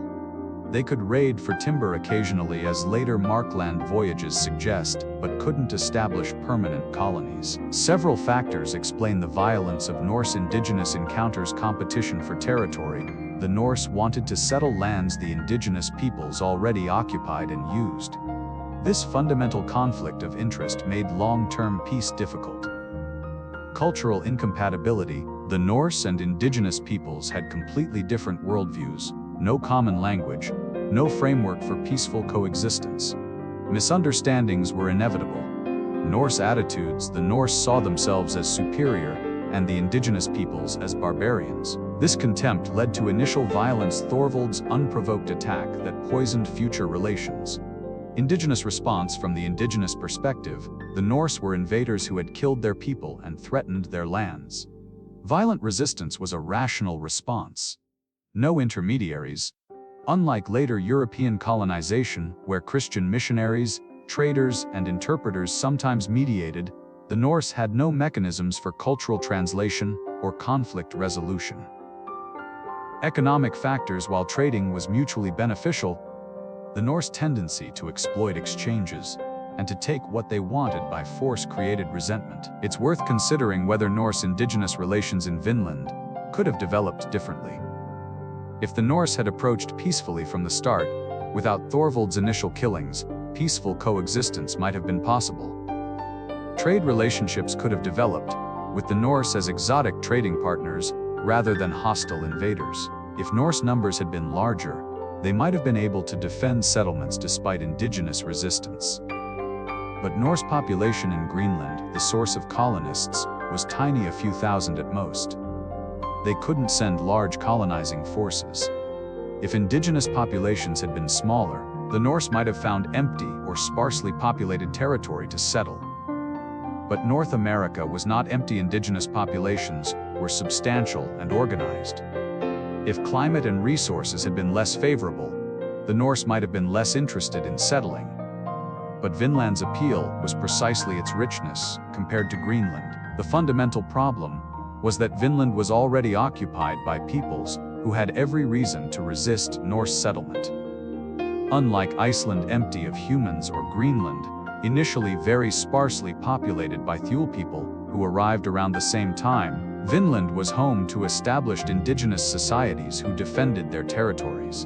The Norse expansion westward succeeded where it found empty or nearly empty land. It failed where it encountered significant indigenous populations. This pattern would repeat centuries later when European colonization brought vastly larger numbers and more powerful technology, but also disease that devastated indigenous populations, changing the balance of power in ways not available to the Norse. And here we pause once more in our journey through Norse voyages and settlements.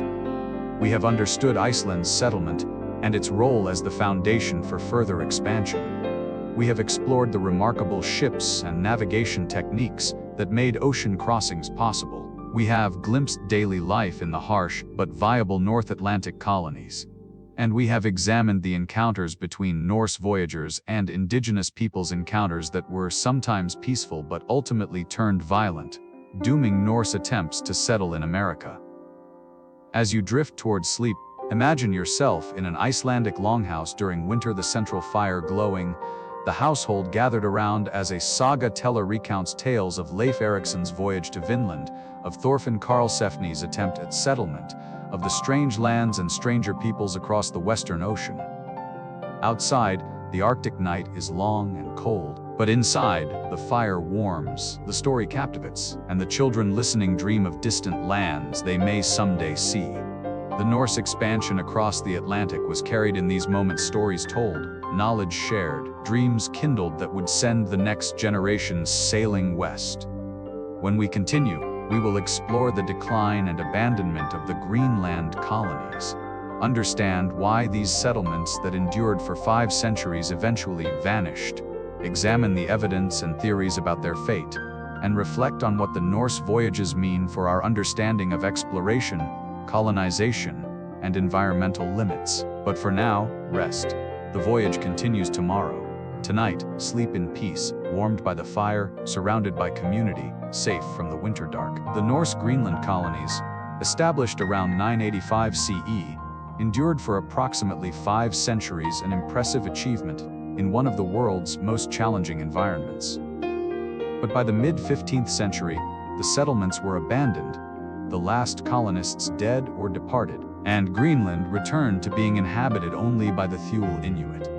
Understanding this decline and the eventual mysterious abandonment requires examining the multiple pressures that gradually made Norse life in Greenland unsustainable. The Norse settled Greenland during the medieval warm period, roughly 950–1250 CE, when North Atlantic temperatures were warmer than the centuries before or after.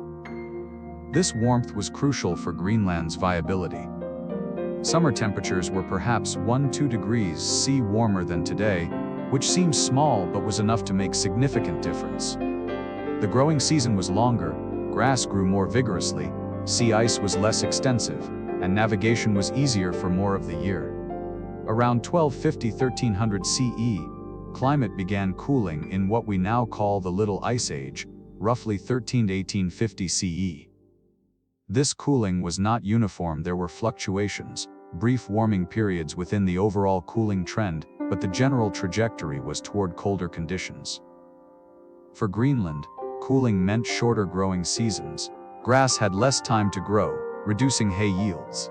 Less hay meant fewer animals could be overwintered, reducing herds and thus reducing food, wool, and wealth.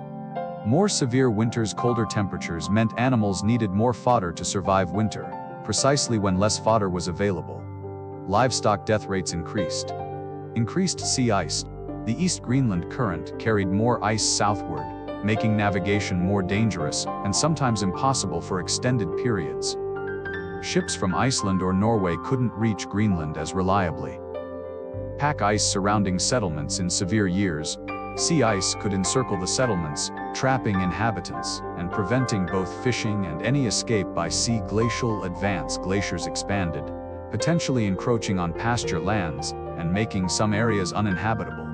The cooling was gradual, not a sudden catastrophe, but a slow squeeze that made life progressively harder over decades and centuries. Each generation faced slightly worse conditions than their parents had known. Even without climate change, the Greenland settlements were depleting critical resources through their presence. Soil erosion was a major problem. When Norse settlers first cleared land for pasture, they removed what limited scrub vegetation existed: dwarf birch, willow, low bushes.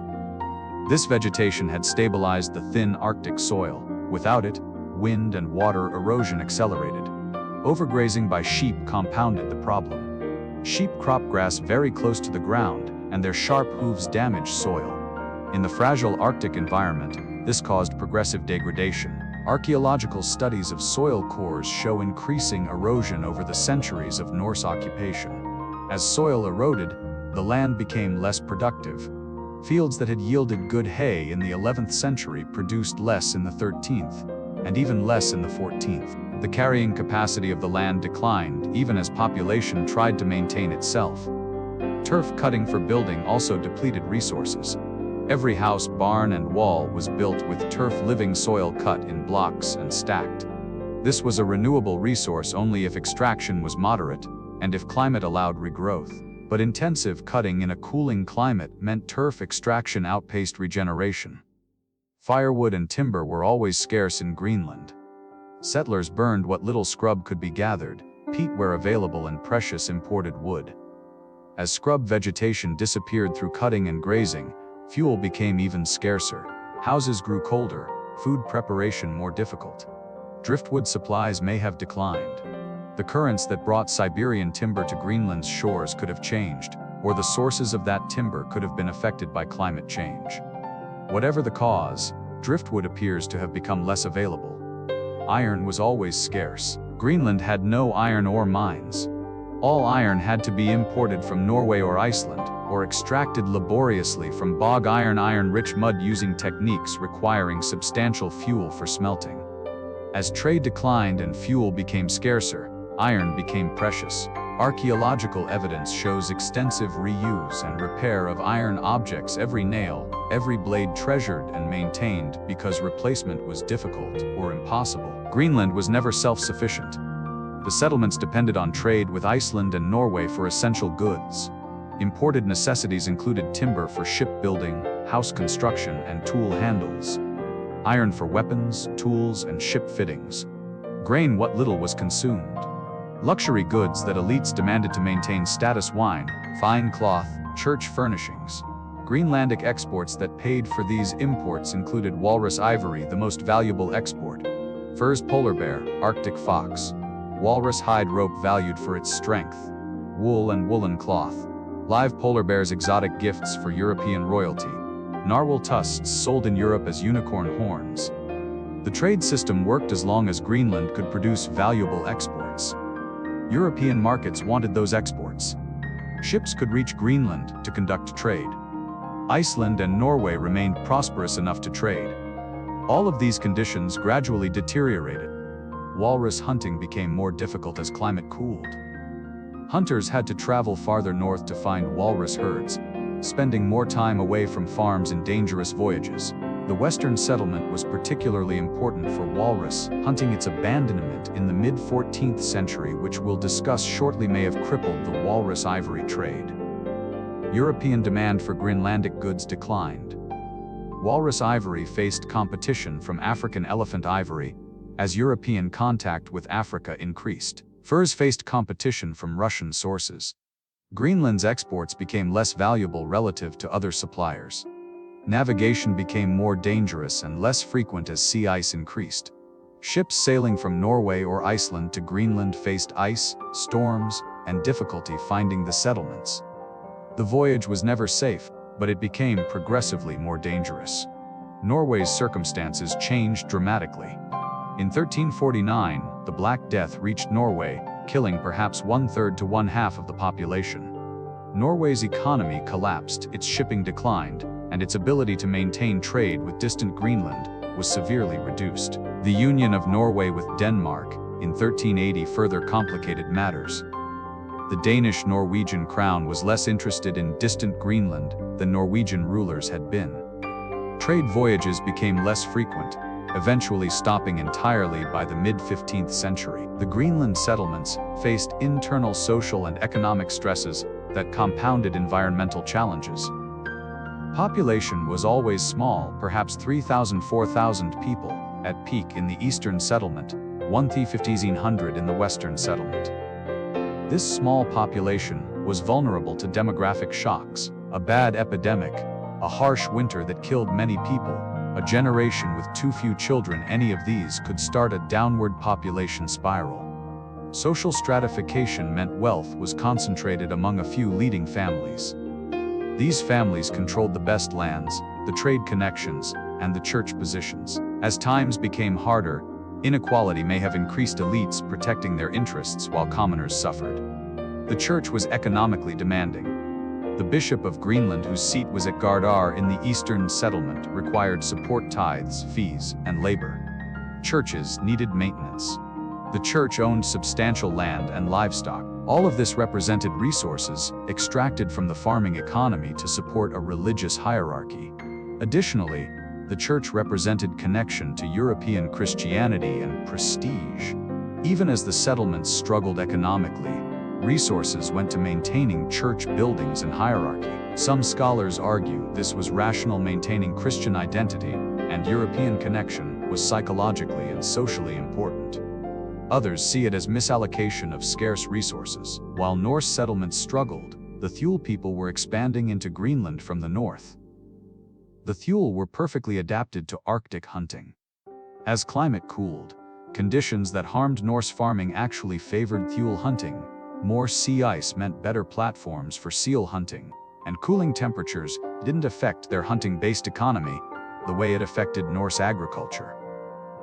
Archaeological evidence shows Thule people moving south along Greenland's west coast, eventually reaching the Norse settlement areas. The two groups came into increasing contact, and the nature of that contact has been debated. Trade occurred. Norse artifacts appear in Thule sites, Thule artifacts in Norse sites. The groups exchanged goods, with Norse metal and wood valued by the Thule, and Thule furs and hunting products valued by the Norse. Conflict also occurred. Some sagas and other sources mention hostile encounters, raids, and violence between Norse and Skrælings. But the extent and frequency of violence is unclear from archaeological evidence. One theory suggests that as Norse society weakened, Thule groups may have raided Norse farms for metal, livestock, and other goods. Weakened Norse communities couldn't defend themselves effectively, accelerating collapse. Another theory suggests the groups maintained separate territories with limited interaction. The Norse occupied the inner fjords focused on farming, while the Thule occupied coastal areas focused on hunting. As Norse declined, Thule expanded into formerly Norse territories, but not through conquest, simply by occupying lands the Norse had abandoned. The truth probably combines both patterns: some trade, some conflict, and eventual Thule occupation of areas the Norse left. The Thule didn't destroy Norse Greenland, but they did represent an alternative adaptation to the same environment, an adaptation that proved more resilient when climate cooled. The Western settlement, the smaller and more northern of the two Norse colonies, was abandoned around 1350–1360 CE. This abandonment provides clues about the broader collapse. The Western settlement was about 500 kilometers north of the Eastern settlement, near modern Nuuk. It had perhaps 90 farms at peak and a population of 1,500 people. Its economy was similar to the Eastern settlement, but with greater emphasis on hunting walrus, seal, and caribou.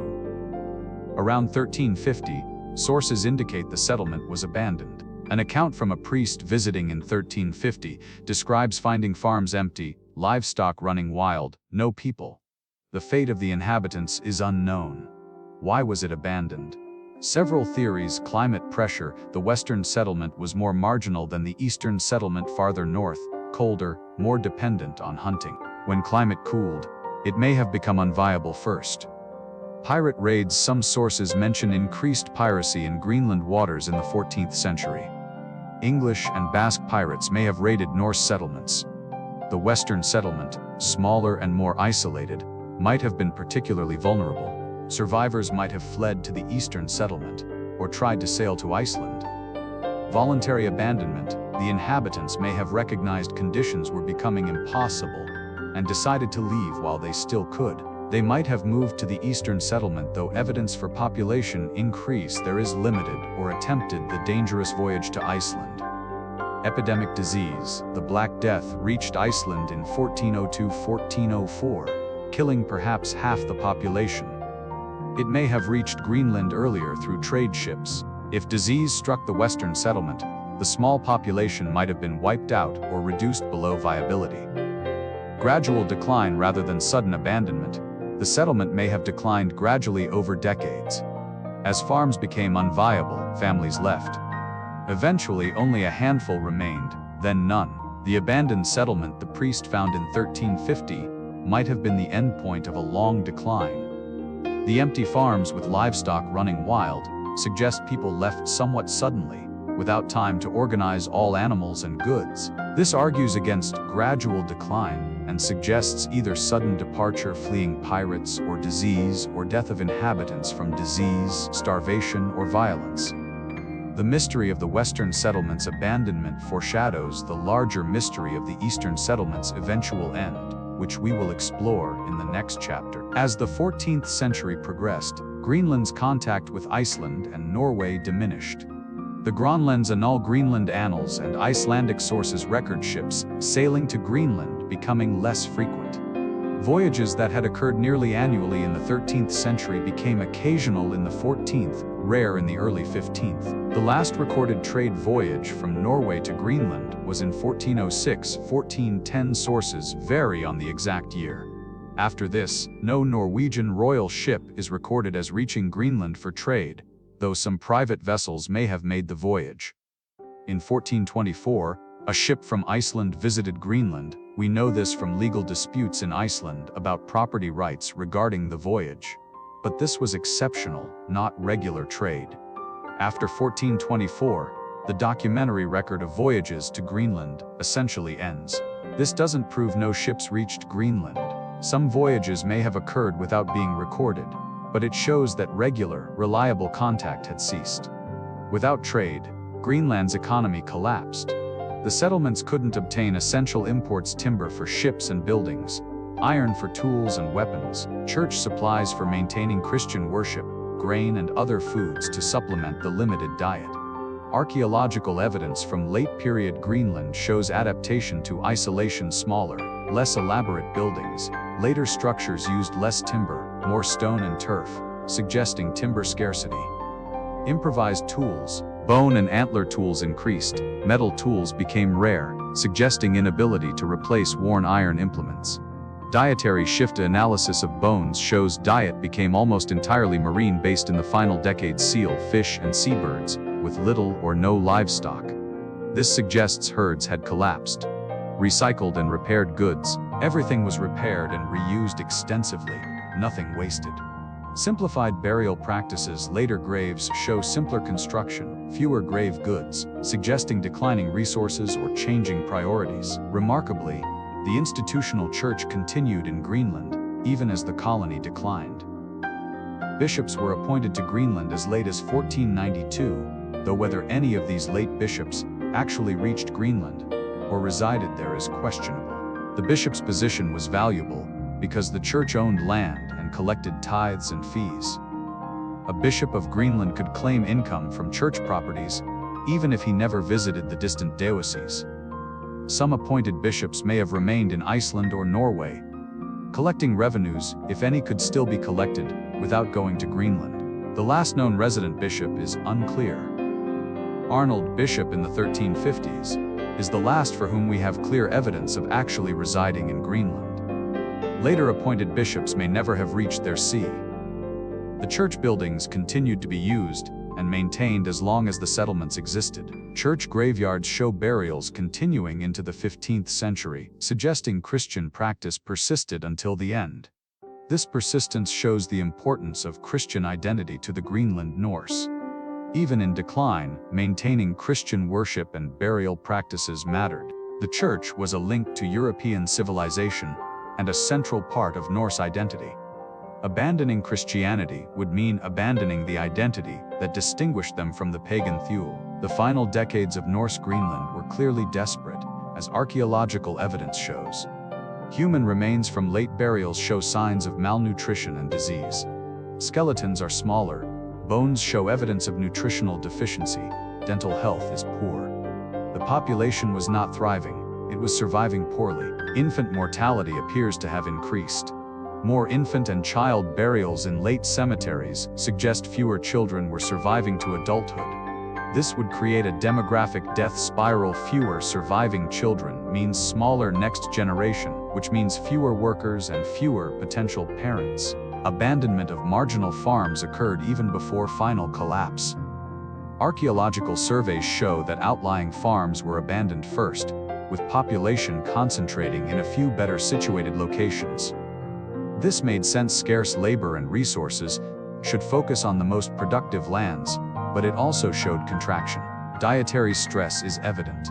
Late-period middens trash heaps show increasingly desperate food sources. Bones of very young seals suggesting overharvesting, gnawed bones suggesting extreme hunger and eating of bone marrow and scraps, and bones of dogs suggesting livestock was gone and hunger drove eating of working animals. Clothing deteriorated. Analysis of late-period textiles shows cruder weaving and simpler construction. suggesting declining expertise or resources for wool production and textile work. Buildings were incompletely maintained. Roofs collapsed and weren't fully repaired. Walls deteriorated. By the end, people may have been living in partially ruined structures, lacking resources or energy to maintain farms properly. Yet people persisted, maintaining Christian burial, keeping some livestock if possible, hunting seals and fishing. They didn't simply give up, they struggled to survive in progressively worsening conditions until the end came. The final fate of the Eastern settlement, the last Norse community in Greenland, is one of history's enduring mysteries. Sometime in the mid to late 15th century, the settlement was abandoned or its population died. When European explorers visited Greenland in the 16th century, they found ruins but no Norse inhabitants, only Thule Inuit. What happened to the last Greenlanders? Several theories have been proposed, and the truth probably involves multiple factors rather than a single cause. Theory 1: death by starvation and disease. The simplest explanation is that the last Norse Greenlanders simply died from starvation, disease, or combination of both. The evidence supporting this includes archaeological remains showing severe nutritional stress in the final generations. Climate data showing the 15th century was particularly cold in Greenland. Historical context of the Black Death and other diseases devastating European populations in this period. The logical endpoint of the decline we've traced progressively worsening conditions eventually becoming unsurvivable. If this is correct, the last Norse farms would have failed one by one. Families unable to produce enough food would have starved or succumbed to disease. Survivors would have concentrated in a few farms, then fewer, until finally the last farm failed and the last people died. The absence of massacre evidence, skeletons showing violence, burned buildings supports death by starvation and disease rather than violent destruction. The burials continuing in Christian graveyards suggest people survived long enough to maintain burial practices, arguing against sudden catastrophe and for gradual decline ending in death. Objections: if everyone died, we would expect to find remains in the ruins, bodies of the last inhabitants.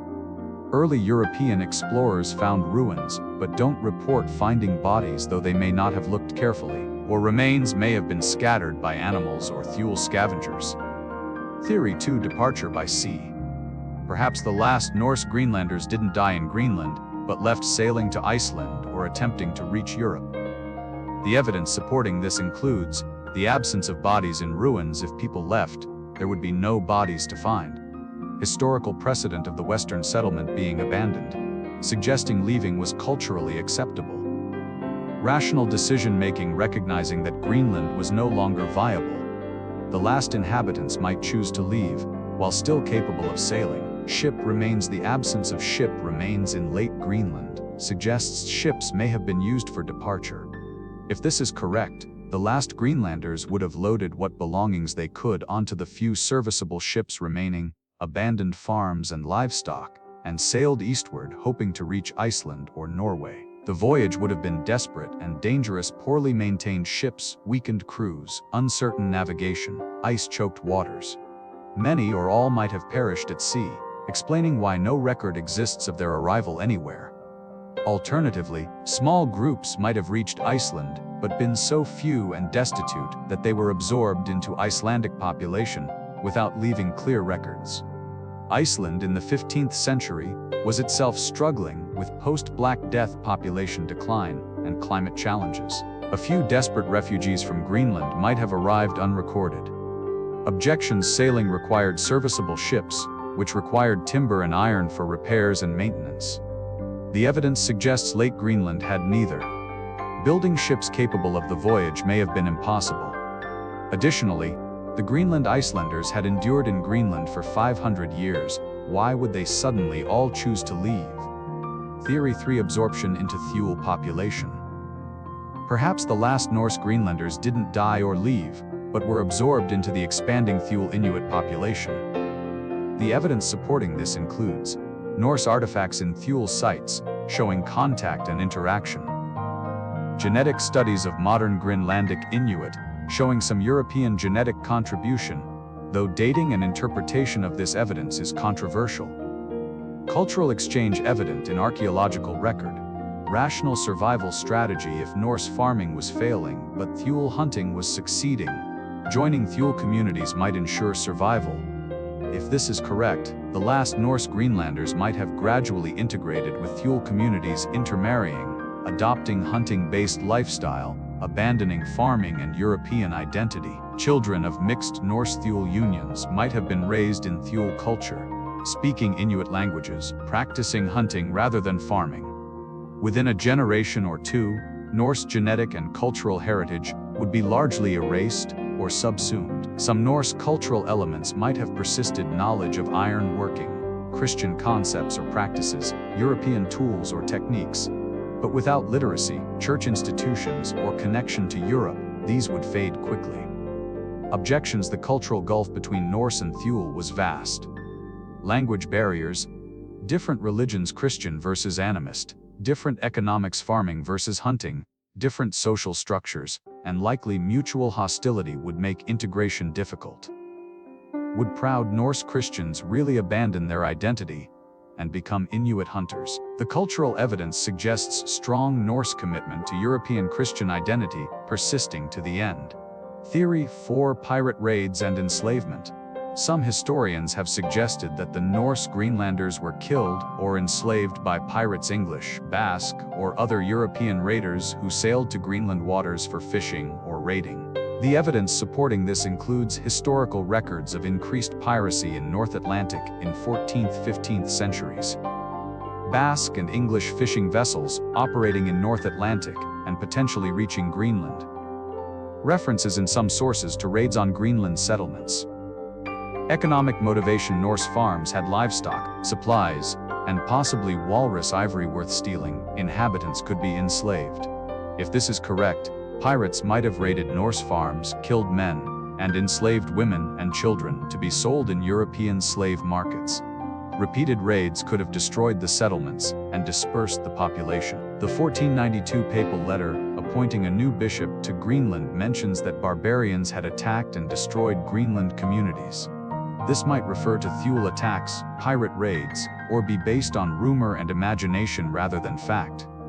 Objections: Greenland was far from pirate bases and offered limited reward for the risk and effort of sailing there. The settlements had been declining for decades. Why would pirates bother raiding impoverished, failing farms? Additionally, if raiding occurred, we would expect more evidence of violence in archaeological sites. Theory 5: deliberate withdrawal. A variation of the departure theory suggests that Norse Greenland was deliberately abandoned as an organized decision by remaining inhabitants, and possibly with assistance from Iceland or Norway. If this is correct, church or royal authorities might have organized evacuation of the last Norse Greenlanders, recognizing the settlements were no longer viable. Ships might have been sent to collect remaining inhabitants and transport them to Iceland. The evidence for this is limited and circumstantial. It would explain the relatively orderly apparent abandonment: farms left intact but empty, no signs of panic or violence. However, by the 15th century, neither Norway nor Iceland had the resources or interest to mount rescue expeditions to Greenland. The hypothesis requires organization and resources that probably didn't exist. Theory 6: combination of factors. Most likely, the abandonment of Norse Greenland resulted from multiple factors combining over time rather than a single cause. A plausible scenario: by the early 15th century, the eastern settlement had declined to perhaps a few hundred people concentrated in a handful of farms. Climate was hostile, resources depleted, trade with Europe ended, livestock herds mostly gone. Some families may have left building or repairing ships and attempting the voyage to Iceland. Some made it and were absorbed into Iceland's struggling population without clear record. Some perished at sea. Disease may have struck, perhaps introduced by the last trade ship, or perhaps emerging within the weakened population. Disease could kill many, reducing population below viability. The survivors, too few to maintain separate Norse farms, may have had choices: die in Greenland maintaining failing farms, attempt desperate voyage to Iceland, or seek survival by joining Thule communities. Some may have starved in final farms, leaving no descendants. Some may have departed and died at sea. A few may have joined Thule communities, their descendants becoming culturally Inuit within a generation. By 1500, Greenland was inhabited only by Thule Inuit. The Norse had vanished not through a single catastrophic event, but through decades of decline ending in multiple small tragedies and desperate choices. The lost contact. What's certain is that by the early 16th century, European knowledge of Norse Greenland had faded. When European explorers reached Greenland in the 1600s, searching for the lost Norse colonies, they found ruins but couldn't locate surviving Norse communities. The ruins were visible and sometimes substantial stone church walls, foundations of farm buildings, graveyards with Christian burials. But the people were gone. The Thule Inuit who inhabited Greenland when Europeans arrived had oral traditions about earlier inhabitants, not foreigners/white people who had lived in the ruins. These traditions preserved vague memories of the Norse, but not detailed information about their fate. European imagination filled the void with speculation. Perhaps the Norse Greenlanders had been killed by Eskimos. Perhaps they had degenerated into barbarians. Perhaps they survived somewhere in the interior. None of these proved true. The Norse were simply gone. Modern archaeology has illuminated the Norse Greenland story in ways documentary sources cannot. Excavations at farm sites, churches, and cemeteries provide evidence about daily life, economic changes, and eventual collapse. The major archaeological sites. Brattahlid modern Kasiersuk was Eric the Red's estate, and the most important farm in the eastern settlement. Excavations have revealed multiple buildings, the main hall, smaller houses, storage structures, and a church. Jodhild's Church, a small church supposedly built by Eric's wife, one of the earliest Christian structures in Greenland. Rich finds including imported goods showing trade connections, farming tools, and household items. Evidence of prosperity. The farm was clearly wealthy and important in early settlement period. Later decline. Evidence of simplification and reduced activity in later periods. Gardar modern Igaliku was the bishop's seat, the religious center of Norse Greenland. The site includes cathedral ruins, substantial stone church building, the largest in Norse Greenland. Bishop's residence complex of buildings housing the bishop and church staff. Extensive farmland. The church estate was wealthy, controlling good land. Rich artifacts including imported religious items, fine goods, and evidence of literate culture. Writing implements. Late occupation evidence suggests Gardar was occupied until the final decades of the eastern settlement. Herjulfsnes modern Ikigit was a coastal farm site that yielded remarkable finds. Clothing preservation. The permafrost preserved woolen clothing from burials, providing rare examples of medieval Norse dress.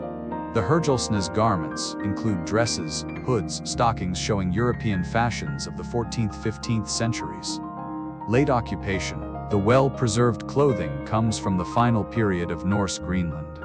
European connection. The fashions match contemporary European styles, suggesting Greenlanders maintained awareness of European trends even in isolation, perhaps through rare trade contacts or maintained cultural memory. The farm beneath the sand garden under Sandit or GUS was preserved under sand drift that buried the farm in the mid-14th century. Exceptional preservation. The sand-sealed buildings and artifacts in a time capsule.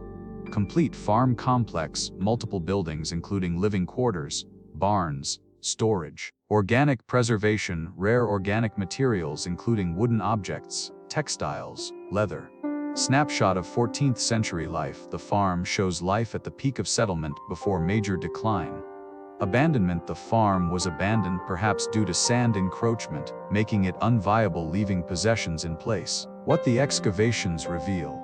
Across hundreds of farm sites in both the eastern and western settlements, archaeological excavations have revealed patterns. Early prosperity. 11th–13th centuries. Evidence shows successful farming operations with substantial herds, good buildings, active trade with Europe, growing population. Imported goods are common. European pottery, glass, iron tools, church items. Large buildings with substantial timber use. Abundant livestock shown by animal bones in middens. Diverse diet including dairy products, domestic meat, and some wild game. Environmental stress begins 13th–14th centuries. Changes appear in the archaeological record: soil erosion visible in stratigraphic layers. Smaller buildings with less timber use. Fewer imports suggesting declining trade. Marginal farms abandoned first while better locations continue. Late decline 14th–15th centuries. The archaeological evidence shows struggling communities. Livestock decline, fewer cattle. More sheep. Cattle require more fodder, eventually both declining. Diet shifts toward marine resources: more seal bones, fish bones, cabbird bones in late middens. Less domestic animal bones. Desperate food sources: bones of young seals, unsustainable harvesting; gnawed bones, extreme hunger; dog bones eating working animals. Simplified technology: more bone/antler tools, less iron. Poor maintenance: buildings partially collapsing, repairs incomplete. Small population evidence suggests final populations were tiny fractions of peak. The burial evidence. Church graveyards provide crucial information about the Greenland Norse population. Human remains show physical decline. Later burials show smaller stature, poorer dental health, more nutritional stress. Increasing mortality: more infant and child burials in late periods. Disease evidence. Some skeletons show disease markers. No massacre evidence, no signs of mass violence in burial populations. Burial practices show consistent Christian burial, even in final period, bodies oriented east-west, buried in churchyards, following Christian practice. Declining grave goods. Early burials sometimes include objects. Late burials are simple. Simplified coffins, early burials in wooden coffins, later burials in simple shrouds or wrappings. Timber scarcity. Continuous use. Graveyards show burials spanning the entire settlement period through to abandonment. The last burials in Greenland graveyards date to approximately the mid-15th century based on radiocarbon dating. These represent the final Norse Greenlanders, people who died and were buried Christian, maintaining their faith and identity to the end. Isotope analysis: reading diet from bones. Modern scientific techniques have extracted remarkable information from Norse Greenland's skeletal remains.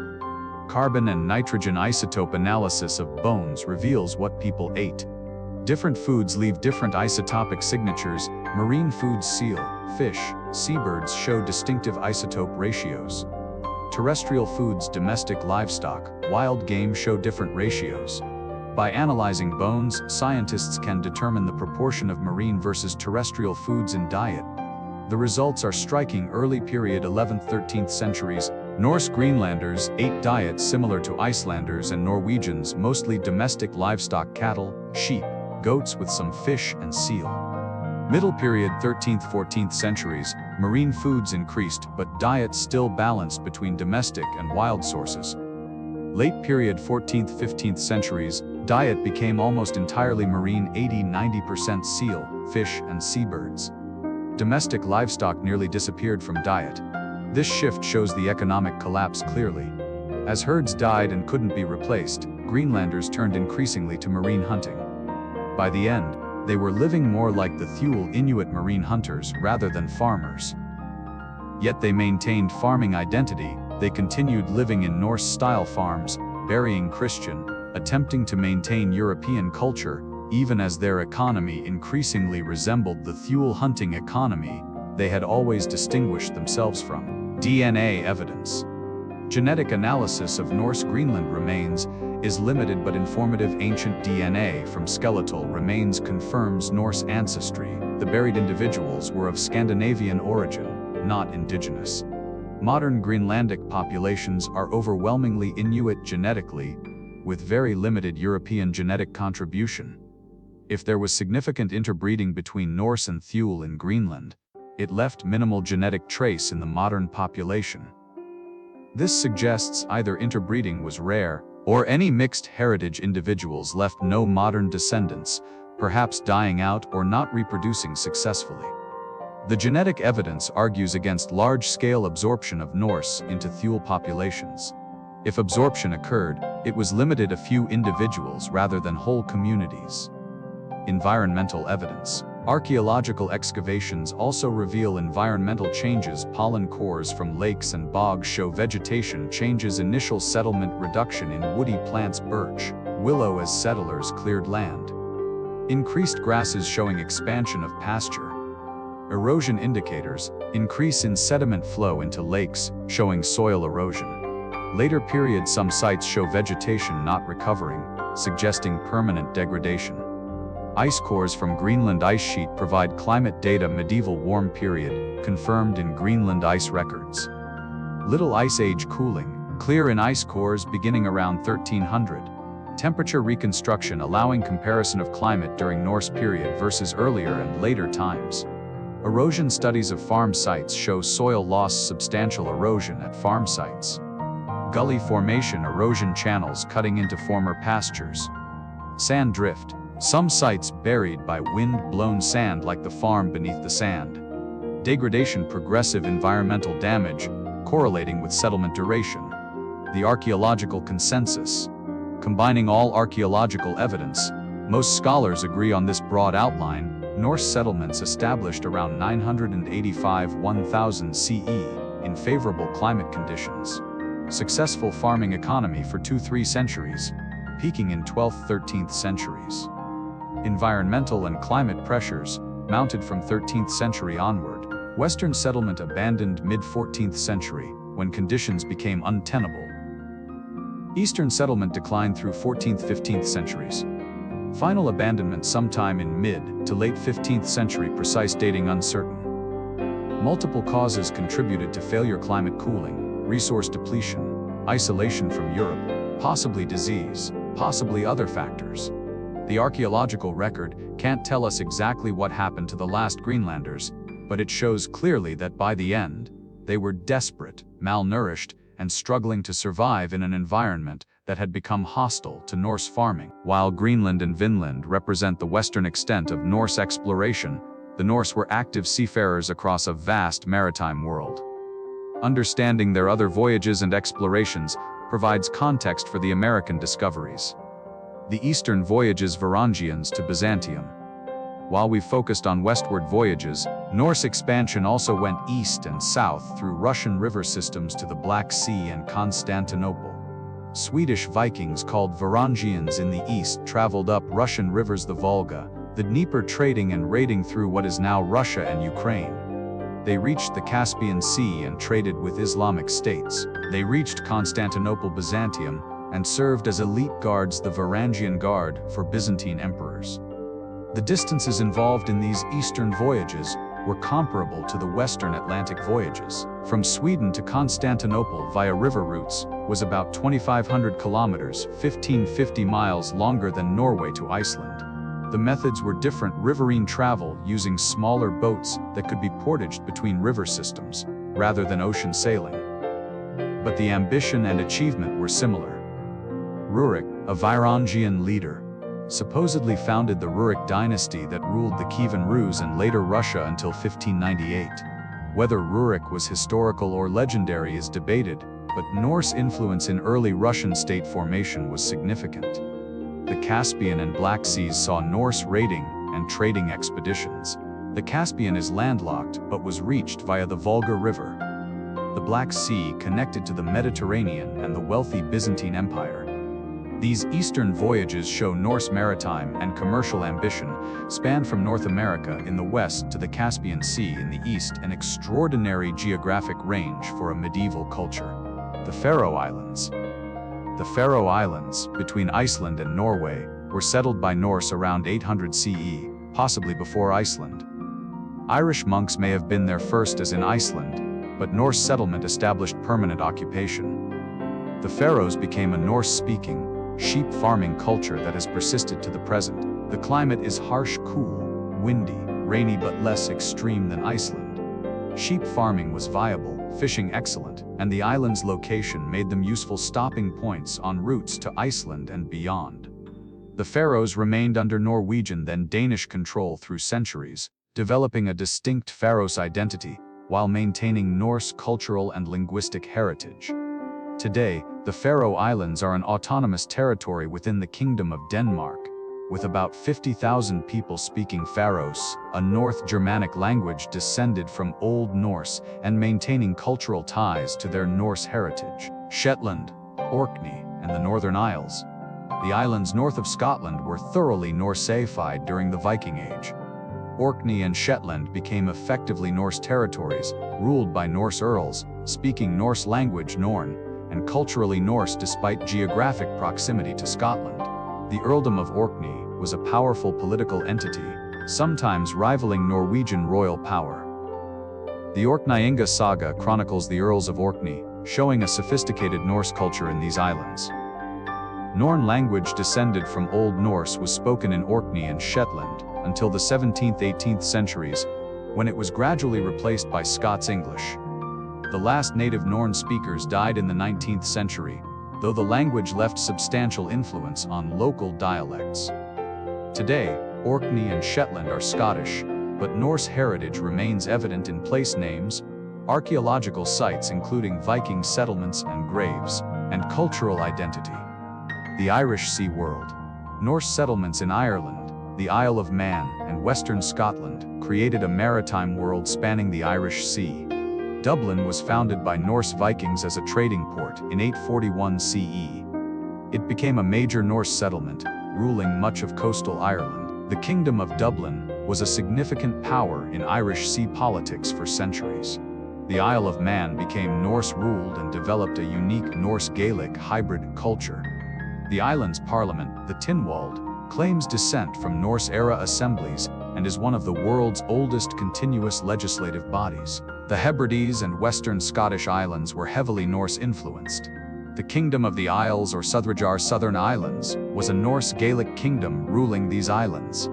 This Irish Sea Norse world was distinct from Scandinavian homelands' hybrid cultures blending Norse and Celtic elements. Over centuries, the Norse identity faded as Norse populations intermarried with Irish and Scots and adopted Celtic languages.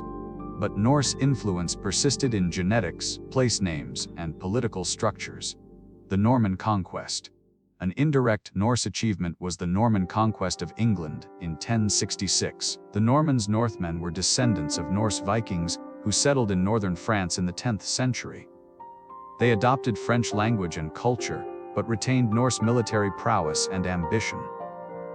William the Conqueror was a Norman duke who invaded England, defeated the Anglo-Saxon king Harold at Hastings, and established Norman rule over England.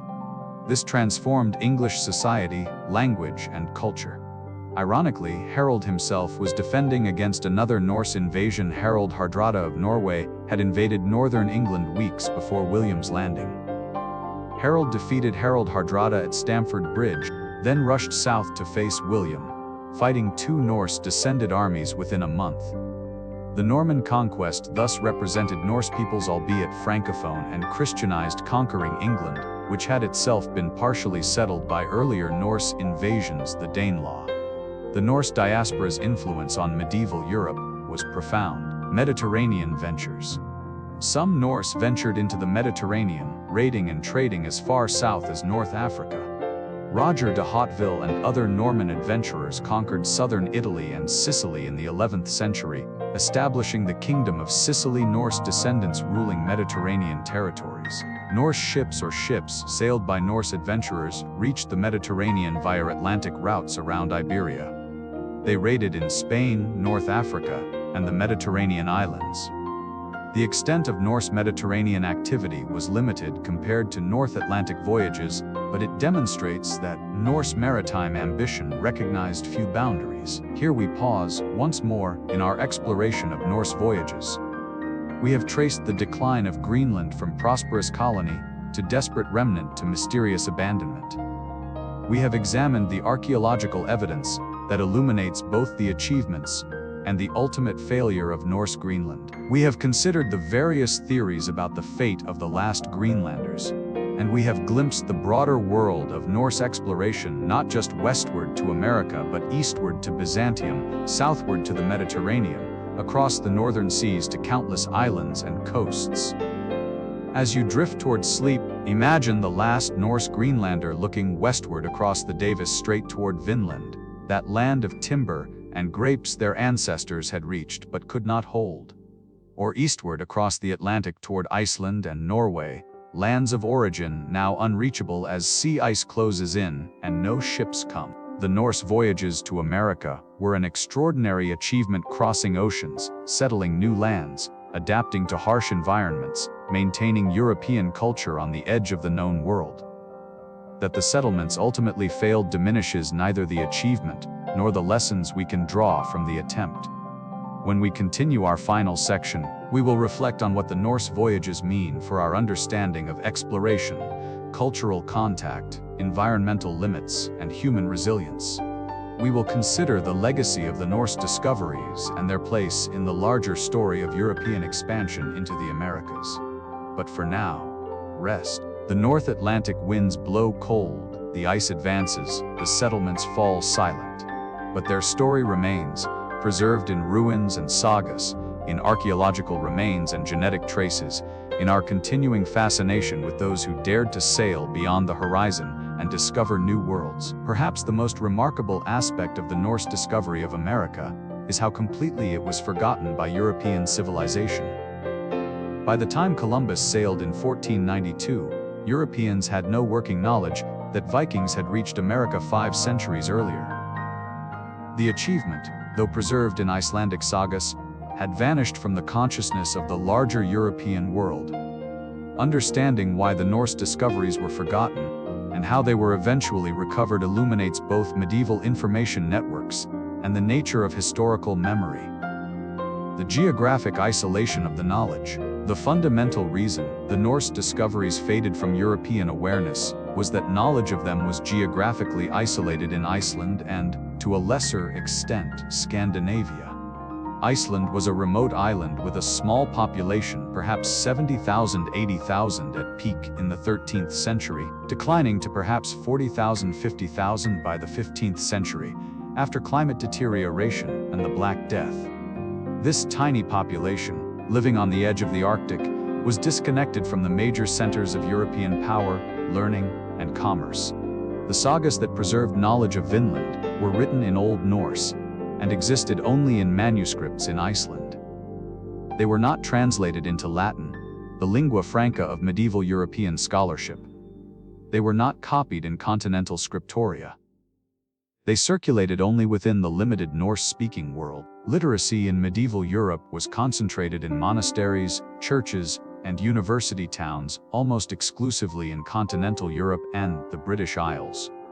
Icelandic literary culture, while sophisticated, was peripheral to this European learned network. No Icelandic universities existed to connect Icelandic scholars with European intellectual currents.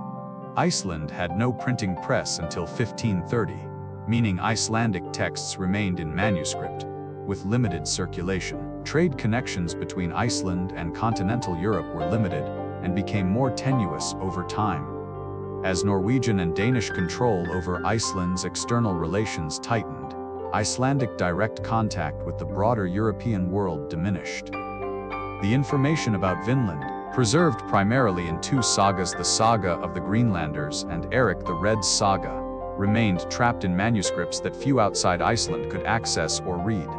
The lack of continuing contact. Knowledge of discoveries tends to persist when there is ongoing contact, trade, or travel to the discovered regions. The Norse voyages to America produced no such lasting contact. Vinland settlements were abandoned after perhaps 2 or 3 years. No permanent colony was established, no ongoing trade route developed, no regular voyages maintained. Timber voyages to Mark Land continued intermittently, but were infrequent, dangerous, and conducted by Greenlanders whose population was tiny and declining. These voyages didn't involve Iceland proper or Norway, and knowledge of them remained limited. Greenland itself became increasingly isolated from the mid-14th century onward. As trade with Greenland declined and eventually ceased, knowledge of Greenland's geography, resources, and the lands beyond it faded even in Iceland and Norway. By the 15th century, when the Greenland colonies themselves were being abandoned, any practical knowledge of sailing routes to America had likely been lost even in Iceland. The skills of navigation, the knowledge of routes, the understanding of what lay across the Western Ocean, all faded as the generations who had practiced these voyages died without passing on working knowledge to successors. The information in the sagas became historical and legendary, rather than practical and navigational. It was interesting family history and entertaining story, but not a guide for future exploration. The Medieval Information Network. Medieval European knowledge spread through specific channels, and Icelandic knowledge of Vinland did not flow through these channels effectively. Latin texts were the medium of scholarly exchange. Knowledge recorded in Latin could spread through the European network of monasteries, universities, and churches. The sagas were written in Old Norse, inaccessible to scholars who didn't know that language, which was most European scholars outside Scandinavia. Church networks spread information through the hierarchy of bishops, archbishops, and the papal court. Greenland had bishops who theoretically connected to this network, but Greenland's extreme isolation meant little information flowed from Greenland bishops to the broader church. Some references to Greenland and lands beyond do appear in medieval European texts. Adam of Bremen's Gesta Hamaburgensis Ecclesiae Pontificum, completed around 1075-1080, mentions Vinland, based on information from the Danish king. But this reference was brief, and didn't provide enough detail to guide navigation or generate sustained European interest. Trade networks also spread information. Merchants traveling between regions would share knowledge of geography, products, and opportunities. But Iceland and Greenland were at the very periphery of European trade networks, and the limited trade that existed didn't generate sustained interest in lands beyond Greenland. The absence of spectacular wealth from Vinland, no gold, no spices, no immediately obvious treasures, meant there was little motivation for merchants or rulers to pursue the knowledge aggressively.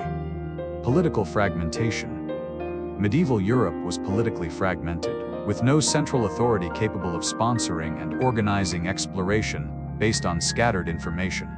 Norse expansion had been driven by individual chieftains, families, and small groups seeking land and opportunity. It was decentralized, without royal or state organization. By the 13th-14th centuries, European monarchies were becoming stronger and more centralized, but they had no access to or interest in Icelandic knowledge of Western lands. The powerful kingdoms France, England, Castile were focused on European politics, Mediterranean trade, and conflicts with each other. The Scandinavian kingdoms Norway, Denmark, Sweden were relatively weak compared to their European neighbors and were focused on Baltic politics and European affairs. They had little capacity or motivation to organize exploration based on centuries-old saga accounts. Even if information about Vinland had reached European courts, it's unclear whether it would have generated action. The knowledge was vague. Saga geography is imprecise, the voyages dangerous, the potential rewards uncertain, and the sponsoring kingdoms lacked the resources and interest to act on the information.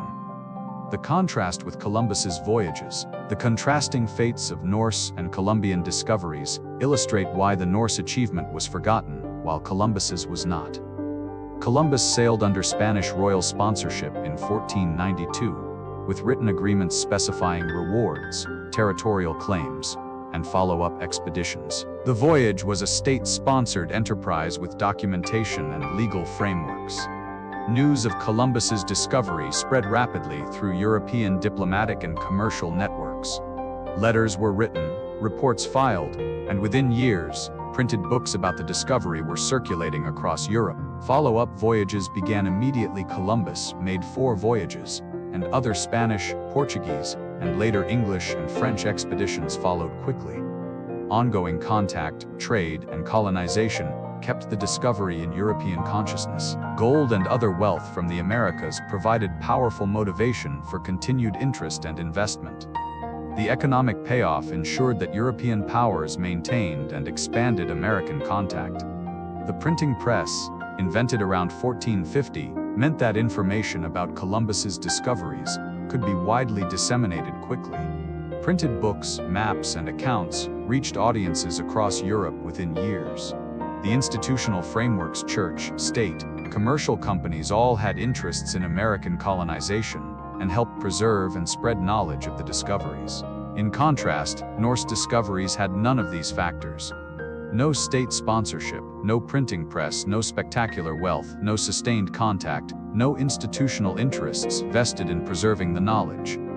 The memory preserved in Iceland. While the broader European world forgot the Norse discoveries, Iceland preserved them in saga form. The sagas were written down in the 13th century, about 200 and 250 years after the events they describe. They were copied and recopied by Icelandic scribes, preserving family histories and cultural memory.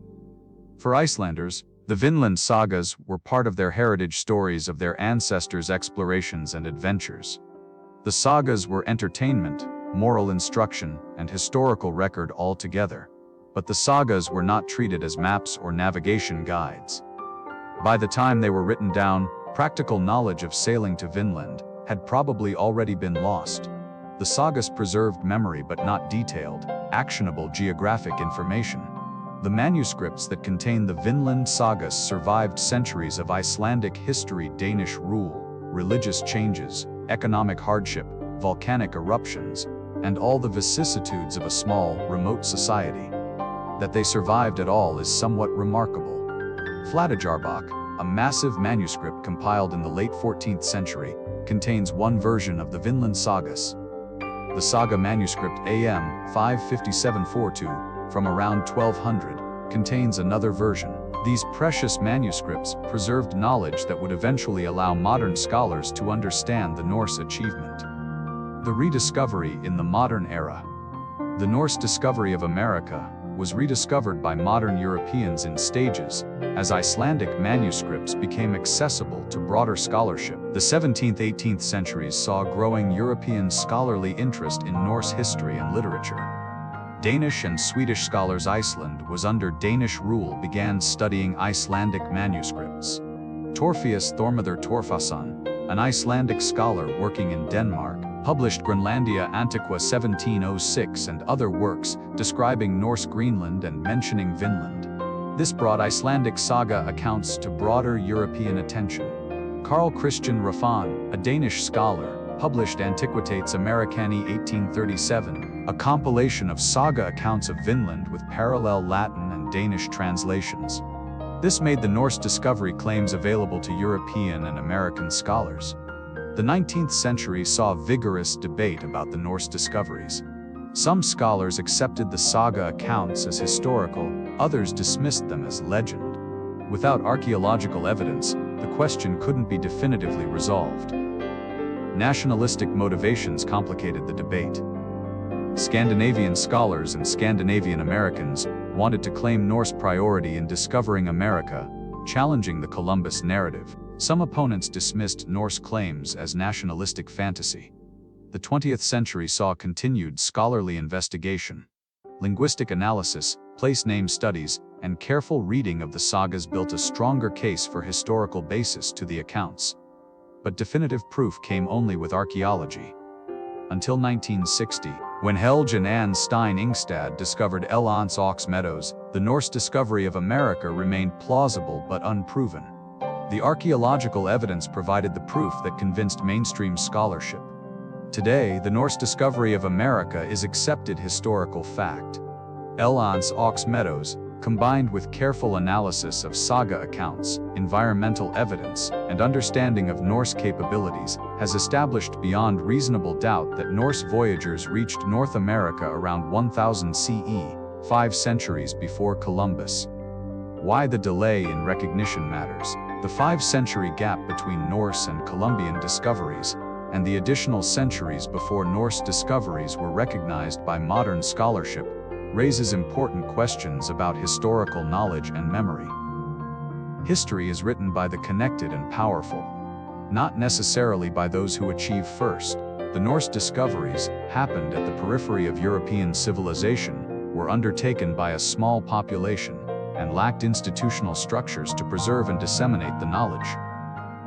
Columbus's discoveries happened at a time when European states were powerful, interconnected, and capable of acting on new information. Technological and social context matters enormously for whether discoveries have lasting impact. The Norse lacked printing presses, centralized states, and the economic motivations that drove later European expansion. Their remarkable achievement had no immediate follow-up that would cement it in historical memory. Cultural memory is fragile. Even relatively recent events can be forgotten if not actively preserved through institutions, monuments, and ongoing relevance. The Norse discoveries survived only in Icelandic saga tradition, a slender thread connecting us to a remarkable achievement that could easily have been lost entirely. The Norse voyages to Iceland, Greenland, and America, and the eventual collapse of the Greenland colonies, offer profound lessons about human interaction with challenging environments, the possibilities and limits of adaptation, and the factors that determine whether settlements succeed or fail. Lesson 1: Climate sets parameters. The Norse expansion occurred during the medieval warm period, and Norse retreat coincided with the Little Ice Age. This correlation was not coincidental. Climate set the parameters for what was possible. During warmer periods, marginal environments like Greenland's coastal fjords became viable for Norse farming. Sea ice was less extensive, allowing navigation. Growing seasons were longer, permitting hay production adequate for overwintering livestock. The climate wasn't generous, but it was sufficient. When climate cooled, those same environments became non-viable. The margin between success and failure in Arctic farming is thin. A few weeks shorter growing season, a few degrees colder temperatures, and suddenly there's insufficient hay production. Livestock starve, and the farming economy collapses. Modern climate change reminds us that Earth's climate is not stable. Temperatures shift over decades and centuries, sometimes in ways that profoundly affect human societies. The Norse experience in Greenland is a historical example of climate change causing societal collapse, a cautionary tale about the power of environmental forces beyond human control. For contemporary society, the lesson is that infrastructure, agriculture, and settlement patterns optimized for current climate may become non-viable if climate shifts significantly. The Norse couldn't stop the Little Ice Age. Modern societies face the challenge of anthropogenic climate change with somewhat more agency but comparable stakes. Lesson 2: Adaptation has limits. The Norse Greenlanders showed remarkable resilience and adaptability, surviving for 5 centuries in a harsh environment. But their adaptability had limits. Cultural conservatism may have contributed to their downfall. The Norse maintained European farming practices, Christian burial customs, and European cultural identity, even when these became increasingly difficult to sustain. They wore European-style woolen clothing, when seal or caribou skin might have been warmer.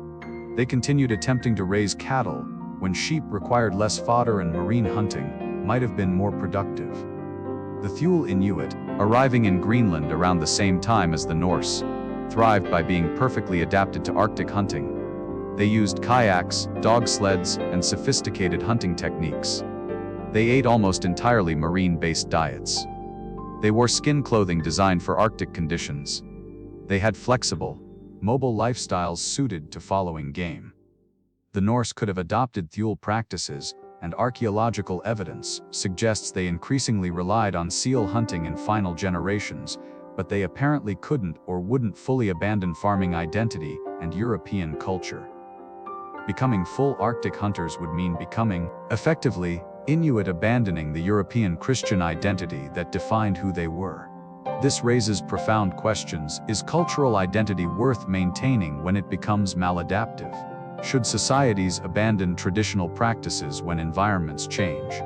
The Norse apparently chose cultural continuity over survival optimization, continuing to bury Christian and live as Europeans even as their farming economy collapsed. Modern parallels exist in communities attached to traditional industries: coal mining, fishing, certain agricultural practices, even when those industries become economically unviable. Identity and culture aren't simply rational calculations, they're who people are. Abandoning them, even for practical reasons, means losing self. Lesson 3: Isolation is dangerous. Greenland's failure was partly a failure of isolation. As contact with Iceland and Norway diminished, the colonies couldn't obtain essential imports, and couldn't call for help when crisis struck. Self-sufficiency is impossible for some resources. Greenland lacked timber for shipbuilding and iron for tools. No amount of ingenuity could create forests or iron mines that didn't exist. Trade was necessary, not optional. When trade ended, Greenland was doomed. Ships deteriorated and couldn't be replaced. iron tools wore out and couldn't be repaired. The infrastructure necessary for the Norse economy required inputs from elsewhere. Small populations are vulnerable to demographic accidents, a bad epidemic, a generation with few children, a series of harsh winters killing many people. Without immigration to replenish population, these accidents can trigger irreversible decline. For space colonies and other isolated settlements, the Norse experience is instructive. Isolation requires either complete self-sufficiency, which may be impossible for some resources, or reliable supply lines. When supply lines fail, isolated settlements can collapse quickly. Modern isolated communities, remote island populations, Arctic settlements, research stations remain dependent on supply from elsewhere. The Norse experience shows what happens when that supply ends. Lesson 4: Environmental degradation has consequences. The Norse Greenlanders degraded their environment through overgrazing, soil erosion, and depletion of limited resources. This environmental damage contributed to their eventual failure. In the short term, intensive grazing and resource exploitation yielded results: maximum livestock, maximum hay production. But the long-term consequences, soil loss, vegetation degradation, reduced productivity, were irreversible in the Arctic environment's slow regeneration cycles. The Norse lacked scientific understanding of ecology and couldn't have predicted the long-term consequences of their practices. They did what made sense: year to year graze animals where grass grows, cut turf where needed, without understanding that they were destroying the foundation of their economy. Modern societies have scientific understanding the Norse lacked, yet environmental degradation continues: deforestation, soil erosion, groundwater depletion, ocean acidification. Knowledge doesn't automatically translate to sustainable practice when short-term incentives favor exploitation. The challenge is that environmental degradation often happens slowly, invisibly, and becomes irreversible only after long delays. By the time Norse Greenlanders could see their environment degrading, the damage was done and couldn't be reversed. The Norse experience is a case study in the tragedy of the commons and in the difficulty of sustainable resource management, especially in fragile environments with slow recovery. Lesson 5: Contact between cultures is complex. The Norse encounters with indigenous peoples in Vinland and Greenland show that cultural contact can range from peaceful trade to violent conflict, often unpredictably. Initial Norse indigenous contact in Vinland was violent. Thorvald's attack, possibly because Norse contempt for barbarians, led to unprovoked killing. This poisoned later relations, making peaceful coexistence difficult. Trade occurred when both groups saw benefit. But trade relationships were fragile. Misunderstandings, cultural differences, and competition for resources could quickly turn trade into conflict. The power balance mattered. In Vinland, indigenous peoples had superior numbers and defending established territories. The Norse couldn't sustain warfare against them and withdrew. In Greenland, initially sparse Thule population and geographic separation allowed both groups to coexist with limited contact. Cultural contempt seems to have been mutual. Norse saw indigenous peoples as barbarian pagans. Indigenous peoples probably saw Norse as strange invaders with useful technology but aggressive behavior. Mutual respect was absent, making cooperation difficult. For modern multicultural societies, the Norse experience offers cautionary lessons. Cultural contact requires frameworks for peaceful interaction, shared languages, mutual respect, mechanisms for dispute resolution, and willingness to see others as fully human. Without these, trade can coexist with hostility, and violence can erupt unpredictably. Lesson 6 is technological superiority is not sufficient. The Norse had technological advantages over indigenous North Americans: iron tools and weapons, large ships, European agricultural techniques. But these advantages weren't sufficient to establish successful colonies in Vinland. Technology can be overcome by numbers, by superior adaptation to local conditions, and by defenders' will to protect their territory. The Norse found that iron swords and axes were advantages in combat, but they didn't make Norse invincible against numerous indigenous warriors with bows and arrows. Local knowledge is a profound advantage. Indigenous peoples knew the terrain, the climate, the resources. They had networks of allies and could mobilize support. The Norse were strangers in a strange land, isolated from support. Sustained presence requires more than technology, it requires viable economy, sufficient population, and either peaceful relations with existing inhabitants or overwhelming force.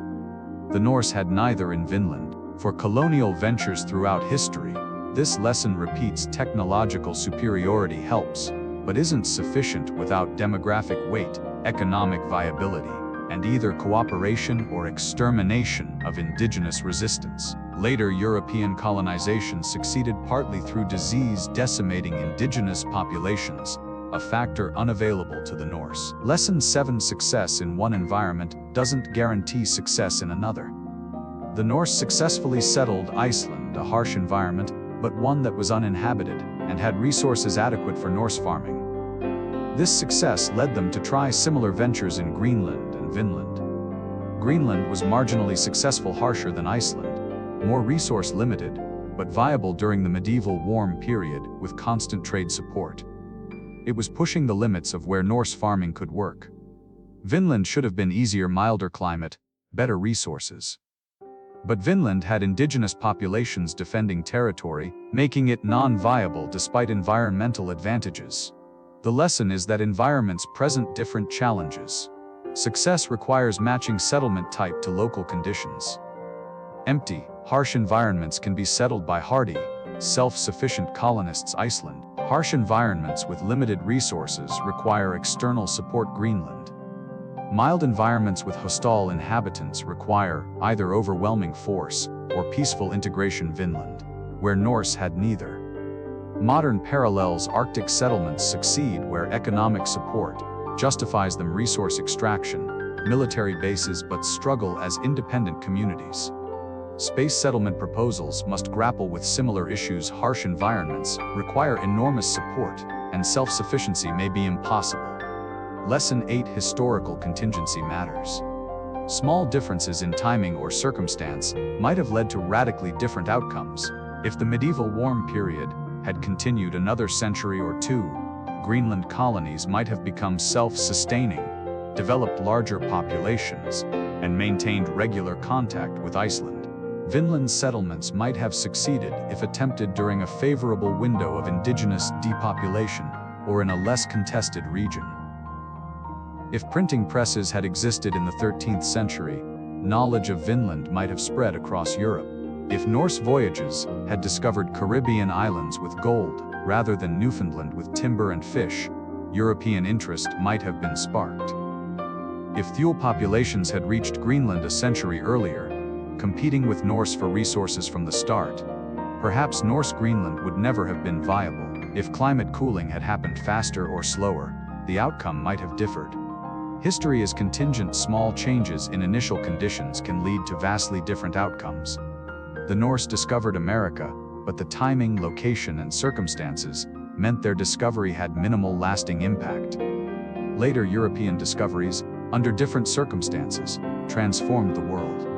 Understanding contingency helps us avoid deterministic thinking. The Norse didn't fail because of some inherent flaw, or because their achievement was historically supposed to fail.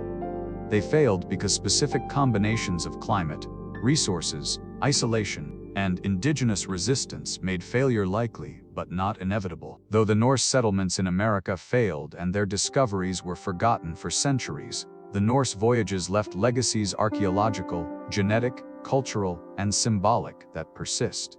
The archaeological legacy. Ellen's Ox Meadows stands as permanent proof of Norse presence in America. The site is preserved as a UNESCO World Heritage Site, with reconstruction of Norse-style buildings allowing visitors to imagine the settlement. The site attracts tourists, scholars, and those interested in pre-Columbian contact between Old World and New. It's become a pilgrimage site for those of Scandinavian heritage, and for anyone fascinated by the Norse achievement. Other potential Norse sites in North America remain hypothetical. Various locations in Labrador, Maine, New Brunswick, even further south have been proposed as Norse settlement sites based on artifacts or geographic matching with saga descriptions. Most claimed Norse artifacts from North America have proven to be hoaxes, misidentifications, or insufficiently proven. The Kensington runestone from Minnesota, purporting to be a 14th century Norse inscription, is almost certainly a 19th century forgery. The Newport Tower in Rhode Island, sometimes claimed as Norse, is probably a 17th century colonial windmill. Genuine Norse artifacts beyond Elance Ox Meadows are rare. A Norse penny from around 1065 was found at an indigenous archaeological site in Maine, but it could have reached Maine through indigenous trade networks after being obtained in Lance Ox Meadows or Greenland. It doesn't necessarily prove Norse presence in Maine. The archaeological legacy is thus limited but significant. Lance Ox Meadows proves Norse presence. The scarcity of other evidence suggests Norse presence in North America was brief and limited, supporting the saga accounts of exploration and attempted settlement, but not sustained occupation. The genetic legacy. Genetic studies searching for Norse contribution to indigenous North American populations have yielded controversial and debated results. In Iceland, genetic studies show clear contributions from both Scandinavian and Celtic Irish/Scottish sources, reflecting the settlement population that included both Norse colonists and Celtic slaves and spouses taken from raids on the British Isles. In Greenland, modern Inuit populations show overwhelmingly indigenous genetics, with very limited European contribution. If there was significant interbreeding between Norse and Thule in Greenland, it left minimal genetic trace in modern populations, though small sample sizes and population movements complicate analysis. In North America, searches for Norse genetic markers in indigenous populations have been inconclusive. Some studies have claimed to find European genetic markers in certain indigenous populations that predate Columbus, potentially indicating Norse contact. But alternative explanations exist: later European contact that wasn't recorded, contamination, statistical artifacts, and the claims remain controversial. The genetic evidence to date suggests minimal Norse genetic legacy in America, consistent with brief contact, limited settlement, and little interbreeding between Norse and indigenous peoples. The cultural legacy in Scandinavia. In Iceland, the Vinland sagas are part of national heritage. They're taught in schools, adapted for popular media, and source of cultural pride.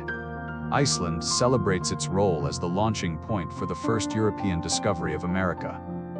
In Norway and Denmark, the Norse discoveries are also sources of national pride, though perhaps less central than in Iceland. The Viking Age, generally including westward voyages, is celebrated as a time of Nordic achievement and expansion.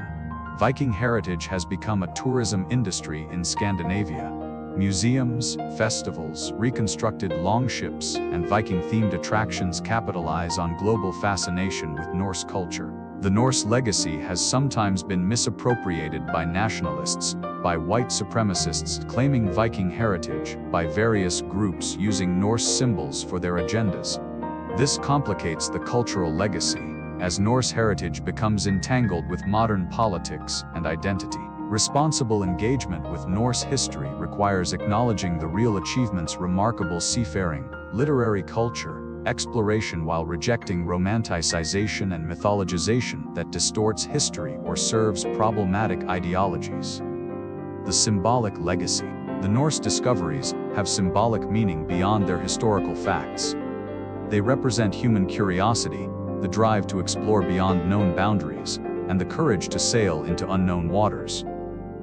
Leif Erikson has been celebrated, particularly in Scandinavian American communities, as the first European to reach America. October 9 is Leif Erikson Day in the United States, proclaimed by President Lyndon Johnson in 1964, though it's not widely observed outside Nordic American communities. Statues of Leif Erikson stand in various North American cities, including Boston, Milwaukee, Seattle, and Reykjavik, Iceland's capital. These commemorate the Norse discovery and celebrate Scandinavian heritage.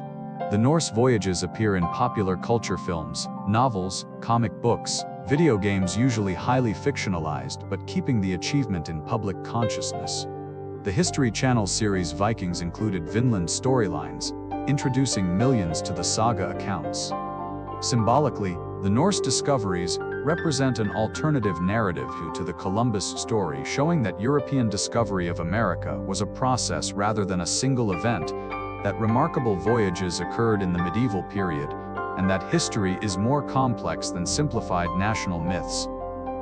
For indigenous peoples, the Norse discoveries are a minor footnote compared to later European colonization that devastated populations and transformed the Americas.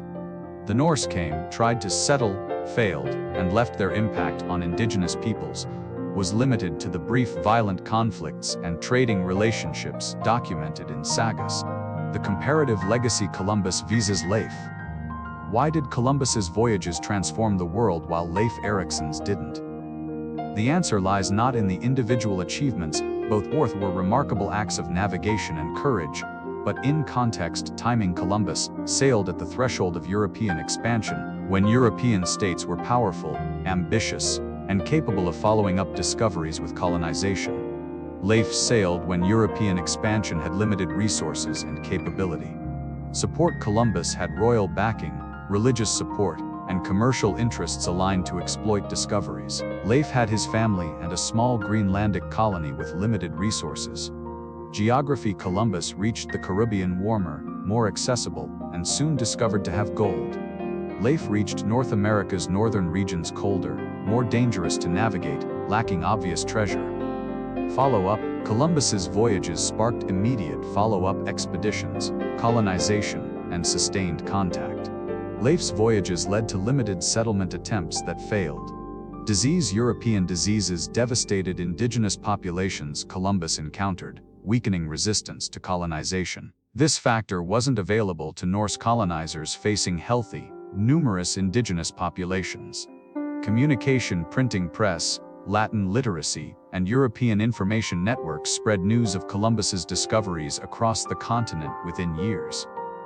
Norse discoveries remained trapped in Icelandic manuscripts for centuries. The legacy question isn't about which individual was braver or more skilled, but about which discovery occurred in a context that allowed for lasting impact. Leif's achievement was remarkable. Columbus's achievement was historically consequential because of the context in which it occurred. Lessons for historical memory. The Norse discoveries raise important questions about how history remembers and forgets. Geographic and linguistic peripheries struggle to preserve and transmit knowledge to centers of power.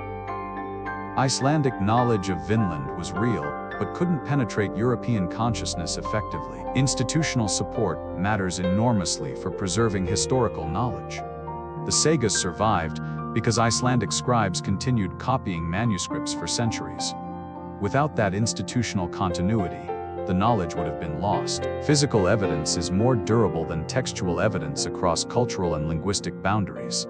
Elance Ox Meadows convinced modern scholars in ways saga texts alone couldn't. Archaeology can recover lost or doubted history. Multiple independent sources strengthen historical claims. The two Vinland sagas, despite contradictions, independently attest to Norse voyages to America, making the core claim more credible. Historical recognition often comes late. The Norse discoveries occurred around 1000 CE, were preserved in 13th century texts, were studied by 17th-19th century scholars, and were definitively proven in 1960. Recognition lagged discovery by centuries, yet now, the achievement is secure in historical record. For contemporary historical projects preserving endangered languages, documenting indigenous knowledge, recording oral histories, the Norse example emphasizes the importance of multiple preservation methods, oral, written, archaeological, and the value of institutional continuity in maintaining knowledge across generations. And so we come to the end of our long journey across the North Atlantic, following in the wake of Norse explorers who sailed from Norway to Iceland, from Iceland to Greenland, from Greenland to the shores of North America, 500 years before Columbus.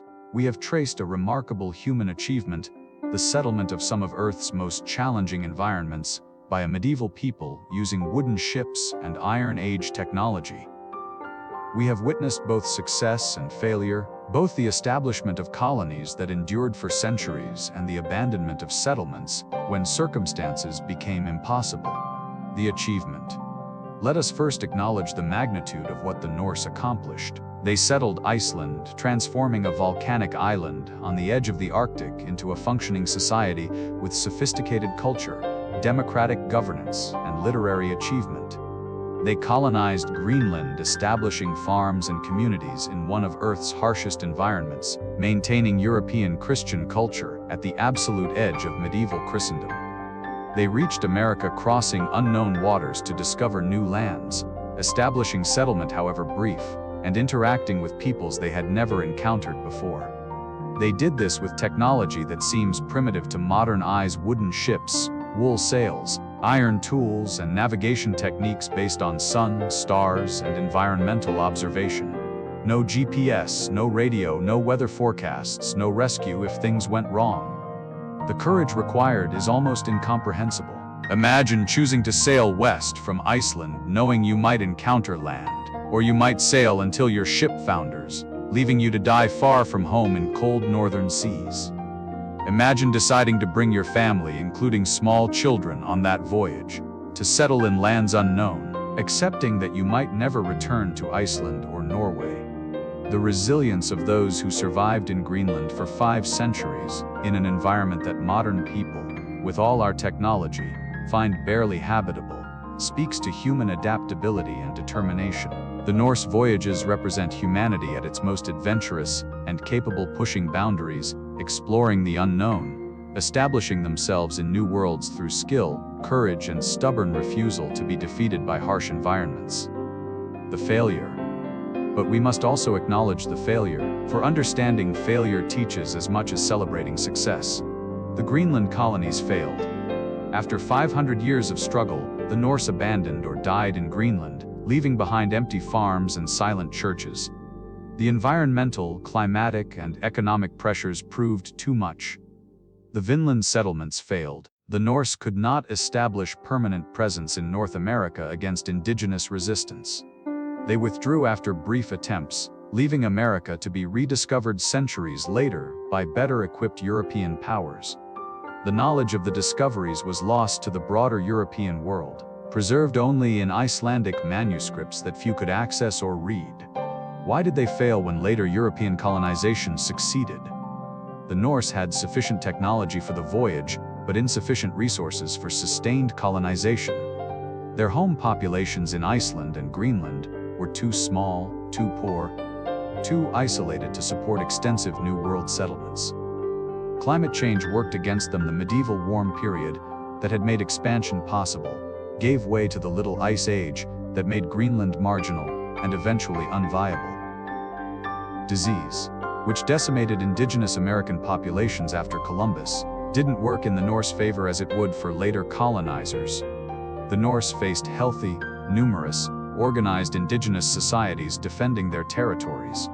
Institutional and technological limitations: no printing press to spread knowledge, no strong states to sponsor expeditions, no commercial infrastructure to exploit discoveries, meant Norse achievements remained isolated, rather than launching sustained expansion. The failure was not due to lack of courage or skill. The Norse who attempted these voyages were extraordinarily capable. But circumstances, environmental, demographic, technological, and historical, were not favorable for lasting success. What we learn. The Norse voyages teach us about exploration itself: what drives humans to venture beyond known boundaries, what enables and what limits such ventures. Exploration is driven by complex motivations: population pressure seeking new land, individual ambition seeking glory, curiosity about what lies beyond the horizon, and flight from persecution or limited opportunities at home. The Norse voyages combined all these motivations. Successful exploration requires not just reaching new lands, but establishing viable presence. The Norse reached America, but couldn't maintain settlements. Discovery without viable colonization is historically ephemeral. Environmental limits are real. Human ingenuity and determination can push boundaries, but cannot overcome fundamental constraints. When climate shifted against Norse Greenland, no amount of adaptation or effort could sustain the settlements indefinitely. Cultural contact is unpredictable and often violent. The Norse encounters with indigenous peoples ranged from trade to warfare, showing that first contact between cultures can go many directions based on circumstances, attitudes, and contingencies. Historical memory is contingent. Achievements can be forgotten if they lack institutional support for preservation and transmission. The Norse discoveries survived only because Icelandic scribes maintained manuscript tradition through centuries of fragile thread that could easily have broken. The long view. From the perspective of 1,000 years, what do the Norse voyages mean? For the Norse themselves, the settlements in Iceland and Greenland were significant achievements that shaped their societies and identities. Iceland remains Norse-speaking and culturally connected to its settlement heritage. Greenland returned to being inhabited only by Inuit until modern Danish colonization, but the ruins remain as testament to Norse presence. For indigenous Americans, Norse contact was a minor episode, brief encounters with strange foreigners who came, fought, and left. The real transformative contact would come with Columbus and his successors, whose arrival brought disease, colonization, and cultural destruction that the Norse visits did not.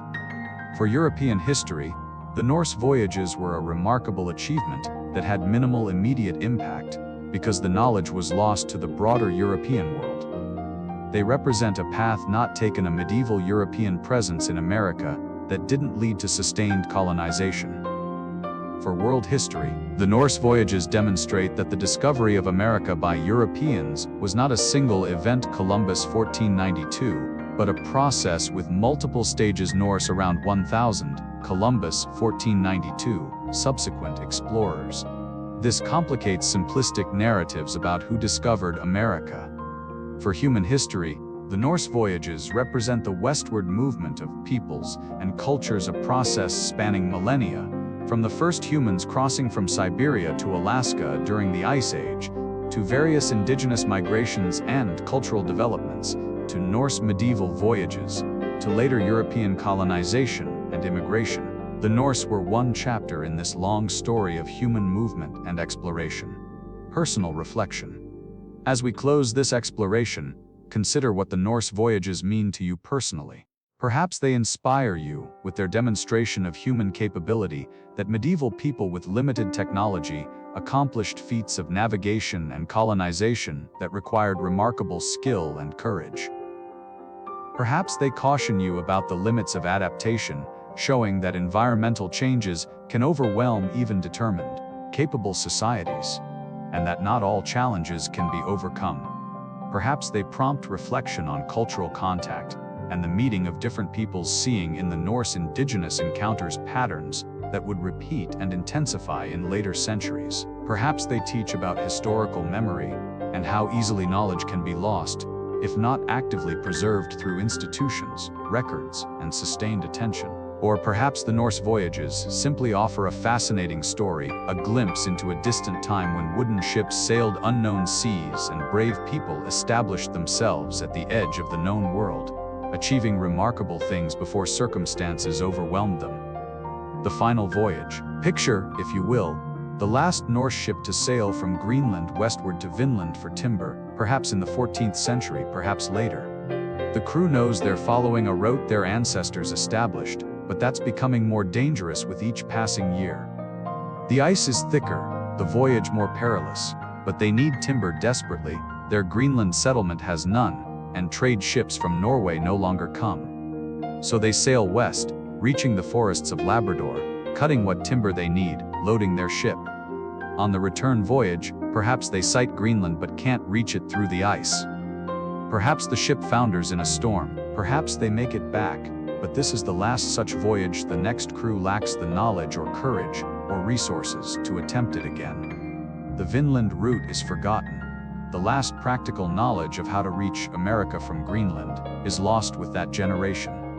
The Sagas preserve the memory that ancestors once reached a land called Vinland, but the navigational knowledge, the practical how-to, is gone. Decades later, the Greenland settlements themselves fail and are abandoned. Iceland survives but is itself isolated and struggling.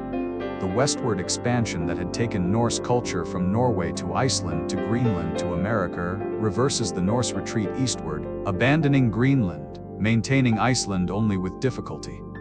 The age of Norse western voyages is over. The ships rot, the settlements crumble, the knowledge fades. Only the sagas remain, stories told by firelight in Icelandic longhouses, preserving memory of when their ancestors sailed west and discovered new worlds. But the achievement remains. Though the settlements failed and the discoveries were forgotten, the achievement itself remains real. The Norse did reach America. They did establish settlement, however brief. They did demonstrate that medieval Europeans could cross the Atlantic and interact with the New World. When later Europeans rediscovered America, they did so without knowing the Norse had preceded them. But history knows. The archaeological evidence proves it. The Sagas preserved it. And now we remember and honor those Norse voyagers who sailed beyond the horizon into unknown waters. Rest now. And now, dear listener, our journey is complete. We have sailed from Norway to Iceland, from Iceland to Greenland, from Greenland to the shores of North America.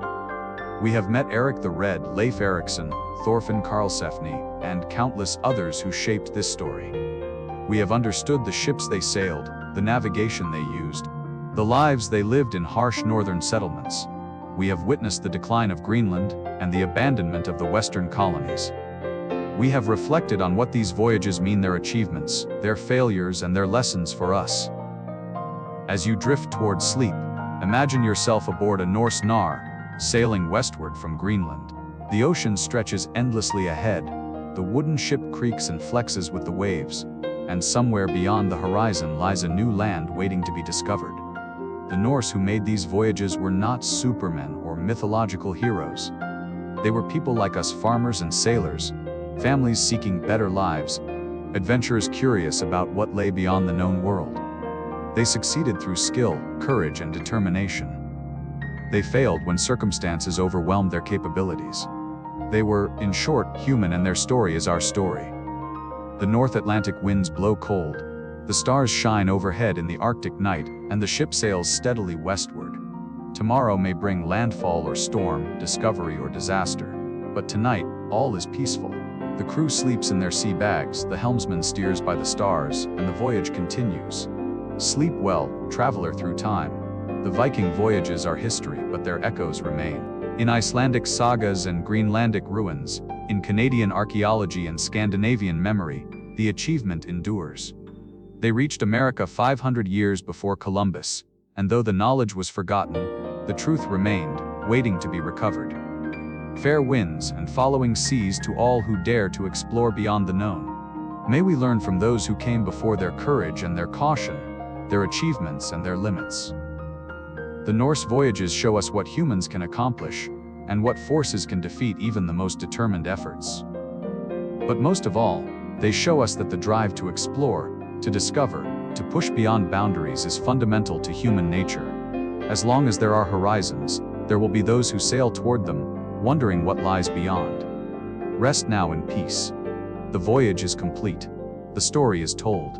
The North Atlantic sleeps under northern stars, and the ghosts of longships sail eternal seas, carrying the memory of those who dared to venture into the unknown.